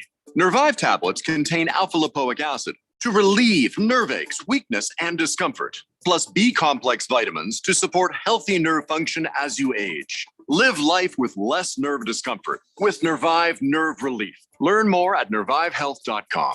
And try Nervive Pain Relieving Cream to block nerve pain signals at the source. Use as directed. Wow, Total Wine really does have everything. I found your favorite bourbon, an awesome vodka. Oh, and Ruthie. Ruthie? That's me. Always happy to help. Honey, Ruthie found that amazing Cabernet you loved. Oh, yeah. That Cabernet was really good. And we have it for the lowest price in town. We've got to get another bottle. So glad we found Ruthie. With the lowest prices for over 30 years, you'll always find what you love and love what you find. Only at Total Wine & More. Drink responsibly, be 21. Discover credit cards automatically double all the cash back you earn at the end of your first year, which means, wait, hold up. Question for the audio engineer. Go ahead. Did I read that right? Discover automatically doubles all your cash back? Yeah, that's what the script says. So if I get a Discover card right now, I can earn twice the cash back. Apparently. Wait. Unlimited first year cash back match. Only from Discover. See terms and learn more at discover.com/match. Throw to the plate. Tag and he's out. The Arizona Diamondbacks are off to a great start with young talent playing exciting baseball, competing with the best of the league. This team is full of confidence. How long will the surprising Snakes keep this pace up? What awaits the team now that we are in May? When it comes to Diamondbacks baseball, listen for all the news, information, trades, injury updates, and more. If it's local and it's Diamondbacks baseball, we talk about it. It's gone! 1580 and 99.3 The Fanatic.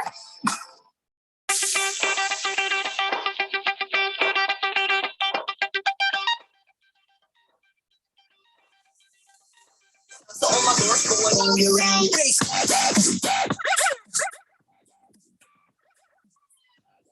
Hey, Bringer here on 1580 The Fanatic. Yeah, I don't want to anger any women with any of this, so we need to all go. Jeffrey, I think we're way past that at this point. There's no angry women on right Lower now. the rims. Lower the rims. No, this. Come on now. I meant that. I meant that strategically and nicely. I didn't mean It's okay. Mad. They can play. They're done with their chores, Keon. Come on. So, listen, I don't want to anger women because, listen, hell hath no fury like a woman scorned. It was very, very true. This gal in England, I don't know if you saw this. She's going viral after she caught her boyfriend cheating, and so what she did get back at him. There's a video where she is like opening up curtain rods and stuffing shrimp into him. You know, she's like basically in his apartment, just basically putting smelly food all over the place. I've done this in the past, not to exes, but I've done this to roommates. Like when I'm moving out, I like put a fish somewhere. I've done that just to be funny, and guys doing guy stuff. But she was really committed, and she put it in all sorts of places. And she says that his place smelled bad for months, and he couldn't figure it out. And so, yeah, I mean, there's all sorts of ways you can do things, like remove the back panel from a TV and put some crab meat in there. Oh. Just put it in there, and after a while, that the heat from the TV, like, what does that smell? And you would never think it was a TV. A woman brushed a guy's toilet with his toothbrush and then put it back. Oh boy. That's always if you break up, as soon as she's gonna get a new toothbrush. Agreed. Yeah. Agreed. Yeah. You know that liquid that comes in jars of minced garlic, the liquid there? Yeah. Somebody dumped that in a guy's shoes. All of them. And then you get fill a spray bottle with milk and you walk around, just spray it on the carpet. Just and after a while, the whole place is going to smell like a baby's diaper. So I'm just saying, you don't mess with the ladies. You're giving too many ideas to the fourth dimension. I was just thinking that. What? Keon's over there taking notes. I didn't give my best ideas. Yeah, I'm trying not to vomit. Actually, it's just and also don't think that because if you have a road rage incident, just don't have a road rage incident. But then there's this guy in Philadelphia. And I guess they were driving in like during about this time, actually, about 5:30 in the evening. And they were driving, and this woman made this man mad. Something, I don't know what happened. So they pulled up to a light. He jumps out with a crowbar, and bam! He bashes in her passenger window. Now she has a concealed carry permit, and she shot him. Wow. Yeah. And I agree with her. Absolutely. Because somebody comes up and bashes the window. That's a threat. You have to imagine that you're next. So bam, just shot him right through the window once. And then so she drove off to a family member's house and immediately called the police, as a responsible person should. He drove a couple blocks, came to a stop and fell out of his car. Oh boy. And they're still trying to figure out, there's no charges yet. They're still trying to get it all straight and get the witnesses together. But I'm pretty sure she's going to be okay on this. So I'm just saying. So he passed away? No. I think he's still alive. Oh, okay. Yeah, they're still trying to sort this out, but he might think twice about being an idiot next time. Maybe. I guess he won't be so angry next time. Yeah. He'll have a reminder. Instead, he's going to do one of these things. Okay. No, you go first. It's okay. Just saying. After you. Kiss the Cook says Adobe Dam Raceway Salute to 500 is this weekend. Oh, no kidding. The go-karts out there? Is it the Glad dirt you track or is understood it that. the road course? I have no idea what the hell you're talking about there. There's two professional go-kart tracks out there. And every holiday they have during the racing season, they have these go-karts out there. And on the road course track, those go-karts get out there. I mean, depending on what class, but you can go out there on I think it used to be Thursday night, and you could rent a go-kart and you could drive out there. Those carts go somewhere between 70 and 150 miles an hour. What? And then they have a dirt track where they have these go-karts that are I don't know if you guys have ever seen the sprint cars, but they're like sprint cars or they're dirt modified cars that race on this dirt track, but they're go-karts, and it's an absolute blast to watch them. And where I used to live out there, and you could hear them from my house. It was so much fun to go out and watch those guys. I've seen a couple of those races. They are pretty fun. And the thing about it is dirt track. You get the dirt track. That's even more fun. So the guys like every turn is you got to drift around it because you're on dirt. Well, and the thing is, they have all these classes. They have everything from Pee-wee. So you get these 5-year-old kids out there in these dirt cars, and they're just tearing it up. They're tearing it up. Sounds like a lot of fun. Oh, it's a blast. And it doesn't cost a dime. I mean, unless you buy concession. I mean, you could, but you just walk in and you sit there and watch them run. Kiss the Cook just went from talking about fun dirt kart racing to this. He says, I found out my girlfriend was cheating on me, so I physically pulled up a tree from her front yard. I bet that made her angry. I have questions. A, did you just buy barehanded, or did you use a car? What did you do with the tree? Was it a small tree? There's many questions now, and I don't know if we really want to know these answers, to be honest.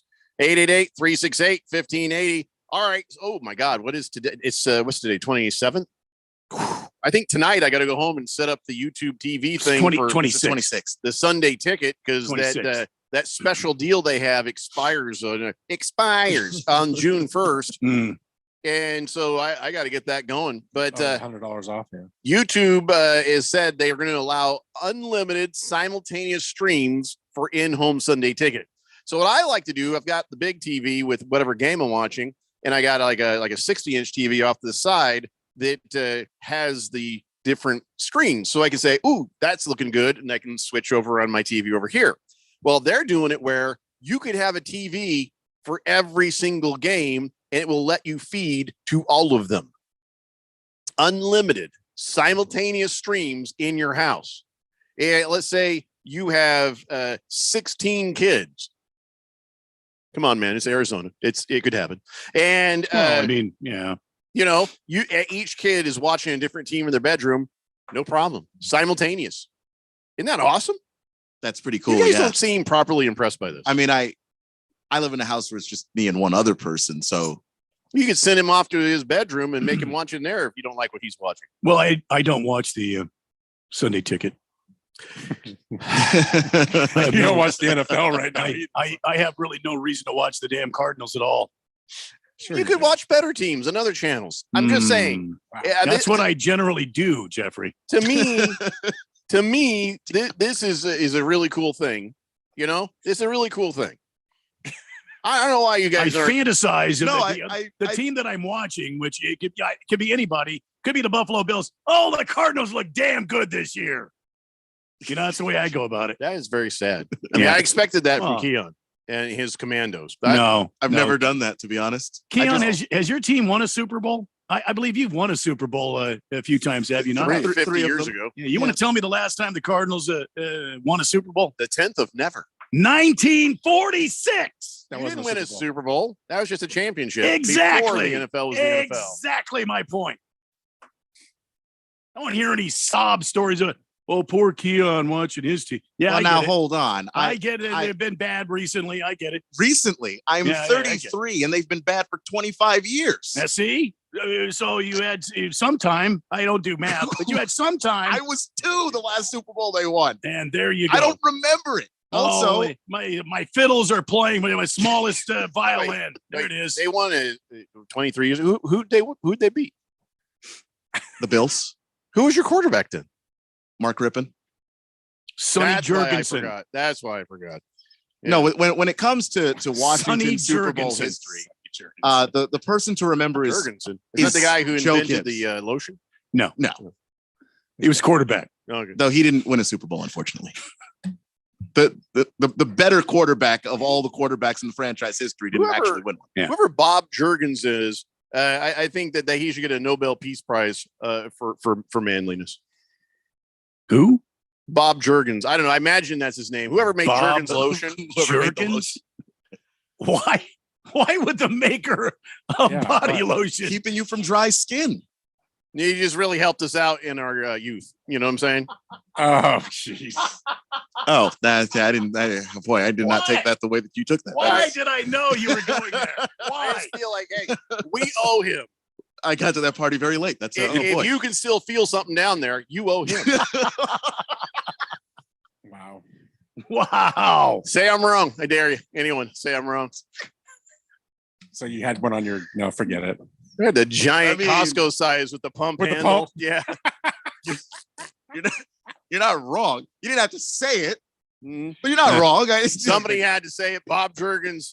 He needs to get what he has coming to him. Okay, bad choice of words. He needs an award. Okay. The Bob Nobel Jurgens. Peace Prize. Nobel Peace Prize. If you still have soft, supple skin, Bob Somewhere. Jurgens needs a Nobel Peace Prize. And no, Rough Rob, I'm not sharing my YouTube TV password. That's only for in the house. Which means if you log in with an IP address that's not that house. Oh, did you hear what Netflix is doing? Netflix is doing a thing where like, all right, we're charging you this much. And if you give your password to somebody outside your house, we're going to charge you an extra $10 a month. So if they can't, but I'm trying to understand this. If I go on the road and I'm in a hotel and I try to watch Netflix on my laptop, are they going to immediately accuse me of pirating, or will they be able to tell what devices are yours? You know what I'm saying? I'm a little bit worried that I'm going to get. It'd probably be you have to authorize certain devices that are to your account. YouTube asks you. So when you travel and you turn it on your phone or wherever, it actually Mhm. asks you, Oh, hey, you're here. Are you visiting? Are you traveling?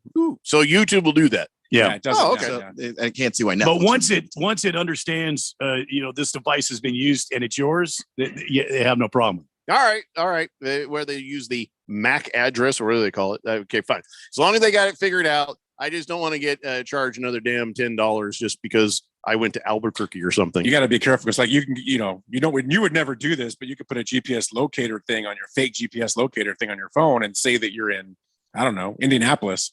And all of a sudden you're in Indianapolis and it's giving you the Colt game. Not that you would ever do that. How would I ever do that if I? No. I'm just going to get the Sunday ticket. I'm fine. Zay says, Jeffrey, would you say we should give Mr. Jurgens a 21 gun salute? Oh no! Wow. No. I think the Nobel Peace Prize is enough. That sounds messy. Kiss the Cook says Jurgens sock babies. Oh dear God. Bruno Baller says, what about for those lower budget folks who can't afford the Jurgens and they just use Suave? Suave. Oh God. The shampoo? The $1 a bottle shampoo? The softest pubes ever. Oh boy. That other Gee, your hair smells terrific. Well, that's what a midget will say to you. Wow. Run into Wow. Damn. Use the M word again. Sonny Jurgensen was the last NFL player to lead the league in passing touchdowns as a quarterback and interceptions made as a DB in the same season. Mm-hmm. Oh, I did not know that. Hey, I thought we were done with John Gruden. I kind of thought so too. What a thing to ask just out of nowhere. No, it's not out of nowhere. John Gruden, he had some racist and bad things he said in the emails there. And then everybody's like, holy crap, this guy is horrible. Mhm. And then he was gone. Now all of a sudden they're like, hey, Hey, guess who's working with Derek Carr? Gruden. Gruden showed up at the Saints facility and has been working with Derek Carr this week. Is he allowed to do that? I thought he was like sort of banished. No, he just got fired. Yeah, that was it. They never banned him. They just sort of assumed once he was fired, no one would ever hire him again. So racists aren't okay in DC, but they're okay in New Orleans? I'm not understanding this. Boy, are you asking the NFL to make sense? No. When it comes to it's any moral decision that they've ever tried to enforce? I feel like the Saints should be banned for 10 years. It has nothing to do with that quarter. That Super The Bowl they Saints lost. should be banned. Yeah, they should be banned. Nothing for to do with 10 the how they beat the Colts that one time. Oh, okay. Now it's starting to come all together. Yeah. But beyond that, not a good look. Not a good look for the Saints. It really can't be. Well, he's not on the coaching staff. He's just he's a quarterback coach for old Maybelline. What's his name? Oh yeah. Yeah. The eyeshadow guy. What's his name? Derek Carr. Derek Carr. Yeah. Am I the only one that think this is kind of? I don't think that's on the team. I think it's on Derek Carr. He can do whatever he wants. So you think that Derek Carr called him out? Sounds like it. I read earlier that way the Saints brought him in as a consultant. So it was the Saints that did that. Oh, the Saints brought him in. Huh? Yeah. So I mean, that's dirtbag. Good heavens. It would still be weird if Derek Carr did it, but it would be. It's weirder that it's an organization. Derek Carr didn't say no. I'm just saying the whole thing kind of weird. I don't know. The Erectinator says, "Hey Ralph, with your woman body, why don't you suit up and see if you can save the WNBA?" Wow. The hell, Erectinator? Why are you so mad at Ralph? Who is this clown anyway? No idea. He's brand new.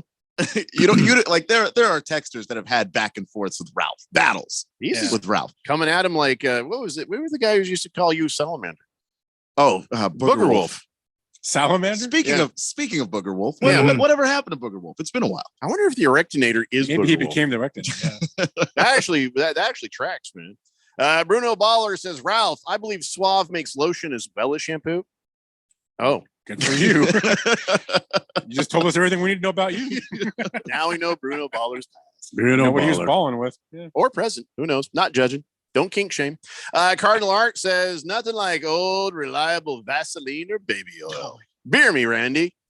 I almost don't know that I want to. I didn't messy. need to know Very all of messy. that about you. I just don't know. How did we get on this topic? And it's also a dead giveaway if you come to the dinner table smelling like baby oil. Well, you smell fresh today. Like, Yeah, okay. Vaseline seems like that ain't coming off anytime soon. You know, I will say this about today's show. We kept wondering why every show felt like a Friday show. This is the most Friday show of this week's Friday shows. That's a good Probably. point. That is a good point. Chief Skull says, shouldn't the go-to be Utter Cream? Not everybody has Utter Cream on hand. Not everybody has that. I mean, are you a farmer? Cabana says, Jeffrey, you remember Washington's Super Bowl wins when they axed Doug Williams. How does it feel to be the first black quarterback? What are you talking about? When you axed him. Well, I mean, the media asked Doug Williams in Super Bowl, the week leading up to the Super Bowl, how does it feel to be the first black quarterback in a Super Bowl? And he's like being a quarterback in Super Bowl. Like, what do you why are you expect asking me that? What a why do you stupid expect it to feel like? Yeah. Yeah. Feels like I'm a quarterback for an NFL team about to win a Super Bowl. You think, looking back, wow, we were dumb and racist back then. Yeah, we were. And now you look at today and you're like, wow, we're dumb and racist right now. And we're probably going to be dumb and racist in another 20 years. I thought we'd made some progress. Maybe not. Maybe not. We got to do better, people. Kiss the Cook says Johnson's baby lotion is easier to rub in and no residue. Why are we getting actual pro tips on this? It's like life hacks. Just the tips. Puts the lotion in the basket. Well, says our resident expert, I guess. He says it's Flogging Friday. What the heck? It's the Daily Blender here on 1580 The Fanatic. I switched to Boost Mobile and got a free Samsung Galaxy A23 5G phone. Want to know the best part? It was free? Nope. The fact that it's on America's largest 5G networks? Nope. It's the ding. Oh, yeah. Love the ding. Right? It's all about the ding. It's the dingarooski, the dingaroner, the ring-a-ding-ding. Unleash your power to save with Boost. Get a free Samsung Galaxy A23 5G phone when you switch. Boost Mobile. Unleash your power. And the ding. Limited time offer. New customers only. Available on select networks. 5G not available everywhere. One device per line. Tax excluded. Additional restrictions apply. See your local Boost Mobile store for details. I have a personal stylist, and you can too. My Stitch Fix online stylist really gets me. I share my style, size, and budget, and they do the shopping. How I want, when I want. Updating my wardrobe with Stitch Fix is so easy. My stylist sends me the most amazing pieces, unique brands and styles I would have never tried on my own. I keep what I love and send back the rest. No subscription required, no commitment, just my style. Stitch Fix. Get started today at stitchfix.com/radio. This is a special alert to all Americans who own a vehicle with less than 200,000 miles with an auto warranty about to expire or with no warranty coverage at all. Due to a decline in the economy, CarShield is announcing a low-cost month-to-month vehicle protection plan that is now available to the public to save any driver out-of-pocket expenses on future auto repairs. Call now to find out how you can pay almost nothing for covered auto repairs. Yes, you heard that correctly. Pay almost nothing for covered auto repairs. An open phone line has been established for all drivers to call for a free quick quote. Call 800-279-0433 now. Drivers who are covered will not have to pay for covered repairs again. This protection plan is at an all-time low. Additionally, drivers who activate this vehicle protection today will also receive free roadside assistance, free towing, and car rental options at no additional cost. Call us for your free quick quote today. 800-279-0433. That's 800-279-0433. What do you have to lose? Call 800-279-0433. Again, 800-279-0433. Hi, Diamond Dave for Desert Wholesale Diamond in Scottsdale. 33 years ago, I started a simple import and wholesale office. Why? Because my dad had a great offer to sell his 22-store chain to the big guys, and I wasn't going to stay on once I saw their crazy overhead and markups. Since we had the best diamond connections in the world, and at 26, I already had 13 years experience, I started at age 13 part-time for my dad, and a GI certificate. I knew I could do better for my clients. Why does any of that matter to you? Because I'm the only guy with this kind of history, these kinds of diamond connections, in-house design and manufacturing that will sell directly to you at true wholesale prices. I know the insane markups of the big boxes, high-end stores, and mall jewelers, and I can offer you something different. By appointment, private diamond buying in our offices for less. A lot less. Call Diamond Dave at 480-397-2450. That's 480-397-2450. Or follow him on Instagram at Diamond Dave, KANTOR.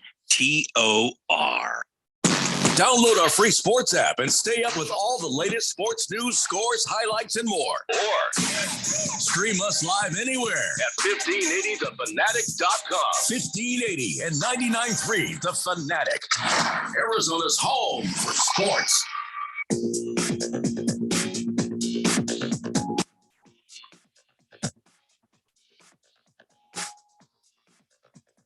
Stay Blender here on 1580 The Fanatic. Want to hear a giant lie? Want to hear like a really big lie? Sure, you bet.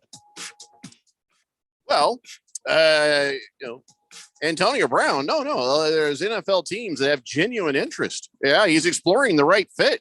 This is Agent J.R. Rickert talking to CBS Sports. Oh, no, yeah, there's a lot of people interested in Antonio Brown. Oh, yeah, they're lining up around the corner there. Yeah. Oh, they got seriously. Yeah, you got to get up on this thing pretty quick because there's a lot of people with interest. There's nobody has any interest. You lying sack of bleep. J.R. Rickert is the biggest, fattest liar with the pants on fire in this hemisphere.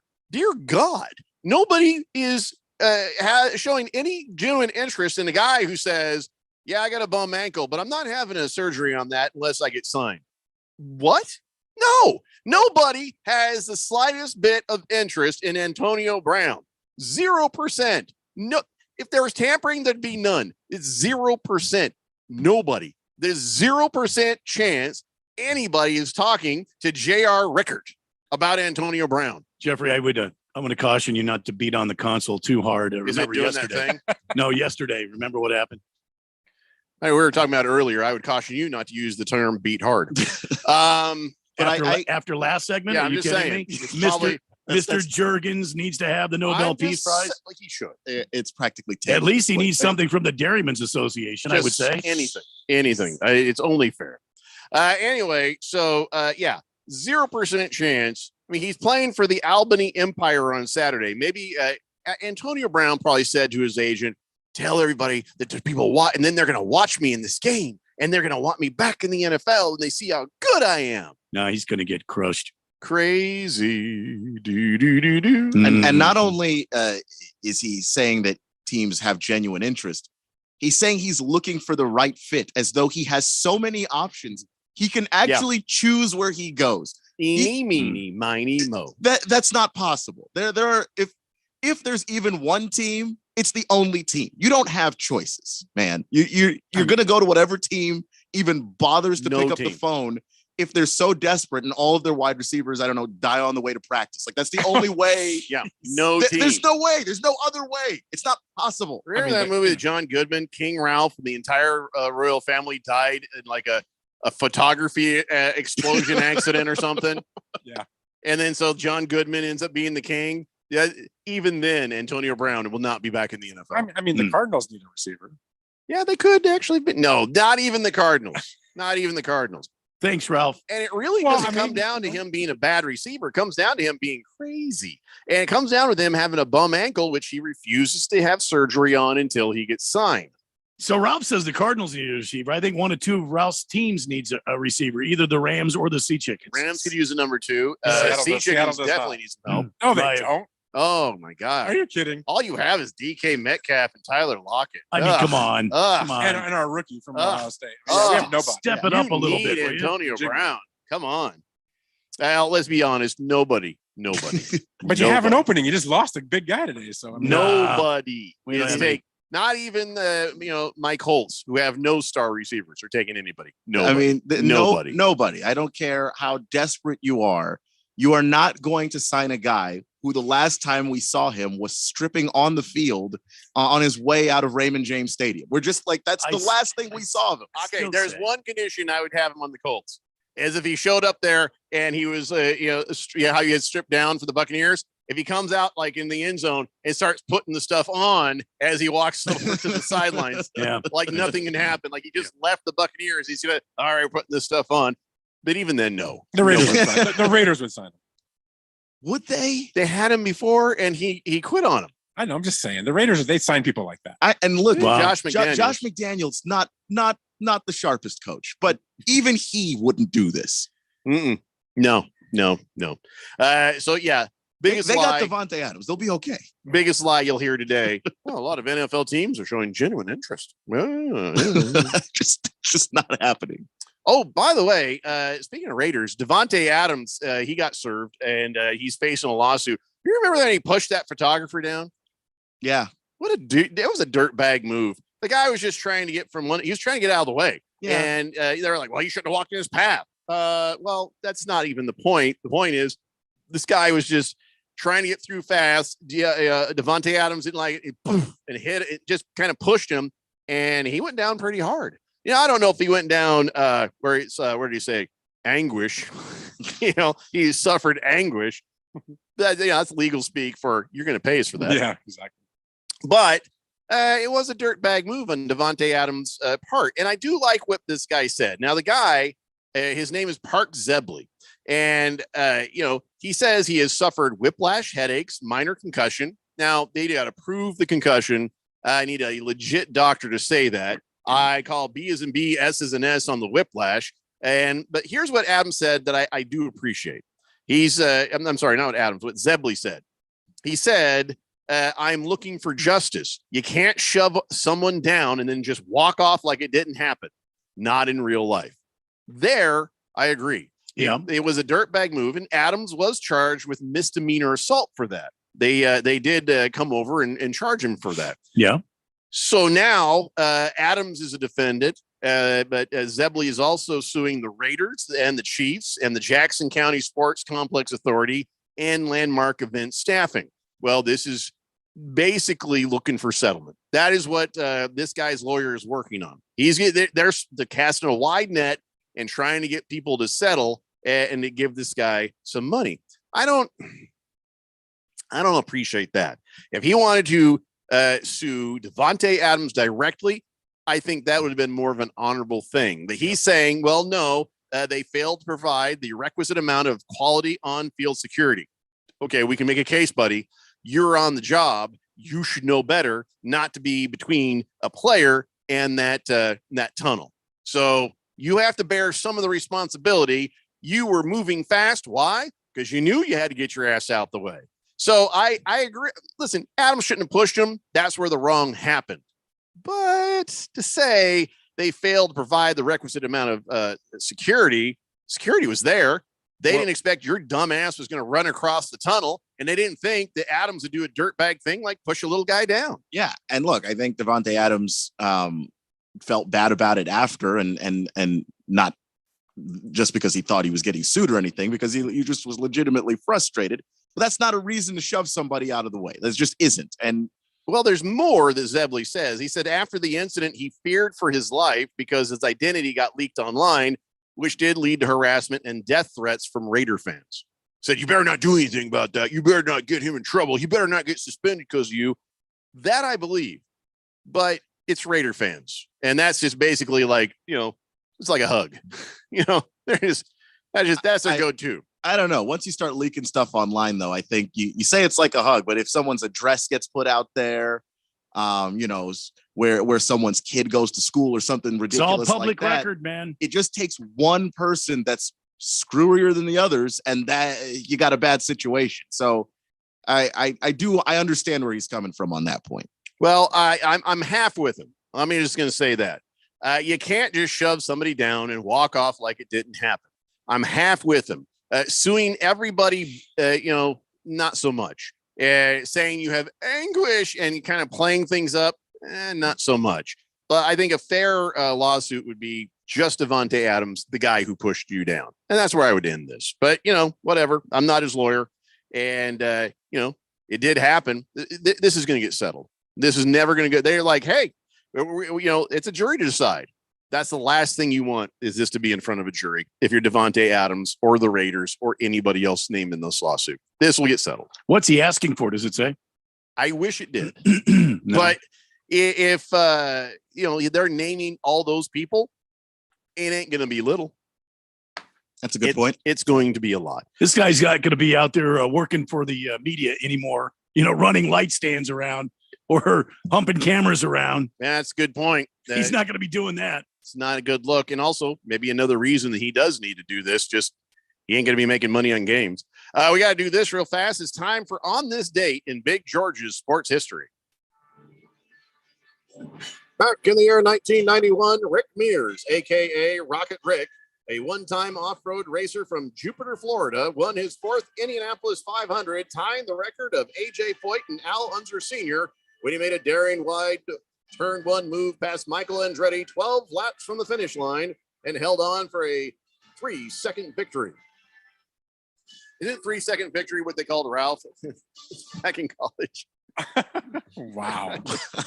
Wow. Damn. What does that mean, a 3-second victory? I'll show you. Well, it means he got around. Thank God the show's over. Means he got around the second place car and he built a lead of 3 seconds before the second place car came across the for the checkered flag. I got it. All right. And I remember watching that race. Rick Mears was one of my favorites from way back. And when he took that turn into turn one, he was out there. And, racing fans will know this. You don't want to get up too far out of the groove, because then you get into these little rubber balls. They're called the marbles. Yeah. And your car, it's like your car is on ice. And I thought for sure, damn, he's going to go right into the wall. This is over for him. And I'll be a son of a gun. He pulled it off. It was great. Yep. It was a fantastic finish. Yep. 1991. And he's now a consultant for Penske Racing. Yeah, he is. And so there you go. Let's see if I can catch up on the text line. There's so many texts. I will not get to all of them. Nostramarcus says, it only takes one team to sign Antonio Brown. All teams want to win. Case in point, Saints brought in Gruden because they think they're going to help him win. But nobody thinks Antonio Brown's going to help you win. Because if you sign him, he's going to get foot surgery, and then you'll still have to wait for him to come back from rehab. And pay him while he's having surgery. He's not going to be able to help you win because he's dumb. Chief Skull says, Ralph trashing the Cardinals is exactly why he takes a beating. Is that why your wife beat you? Yeah, all the time. Yeah. I'm sorry that I'm trashing a horrible team. Wow. We're going to have Ralph back soon. No Kiss the Cook. You can't change your name to Stroker Ace. Yeah, Mr. Wilbur, I worry about that. Let's see. Kyle G says, watch the Cardinals sign Antonio Brown for $8 million. Ha ha ha ha ha. Just not going to happen. That would be funny. Cabana says, today's odds for pennant baseball. Well, I can't read that. It's a weird little picture. We believe you. Rectinator. A reckless.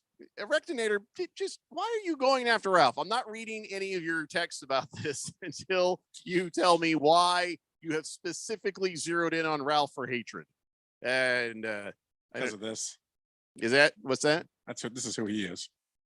I don't know. A reckless. Oh, I see. You're yeah. He's horns down, baby.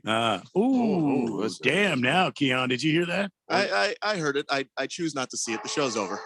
Who's your winner in the Indy 500, Randy? I'm taking the long shot, Bobby or Graham Rahal. All right, listen. Nobody bother Randy on Sunday. Yeah, he's you won't- watching the Coca-Cola 500. He's watching the Indy 500. He's watching every 500. Well, you can't. His phone won't be on. So. Monaco, Indy, Charlotte. Yeah, that's what I'll be doing all day. That's it. Ralph will be at Costco getting a giant thing of Jergens. To bring to your house. Yes, thank you. I need a refill. Come on. Keon will be watching the WNBA. I'm sure. I'll be drinking. I don't know what else happens after that. That's just going to be the end of that. Mm. Everybody have a fantastic weekend. Oh, yeah, don't forget the Heat and Celtics Saturday at 5:30 p.m. And we'll see you back here on Monday at 3. I'm sorry, Tuesday. Enjoy your Memorial Day. Bye. Come shop Memorial Day deals now at Lowe's.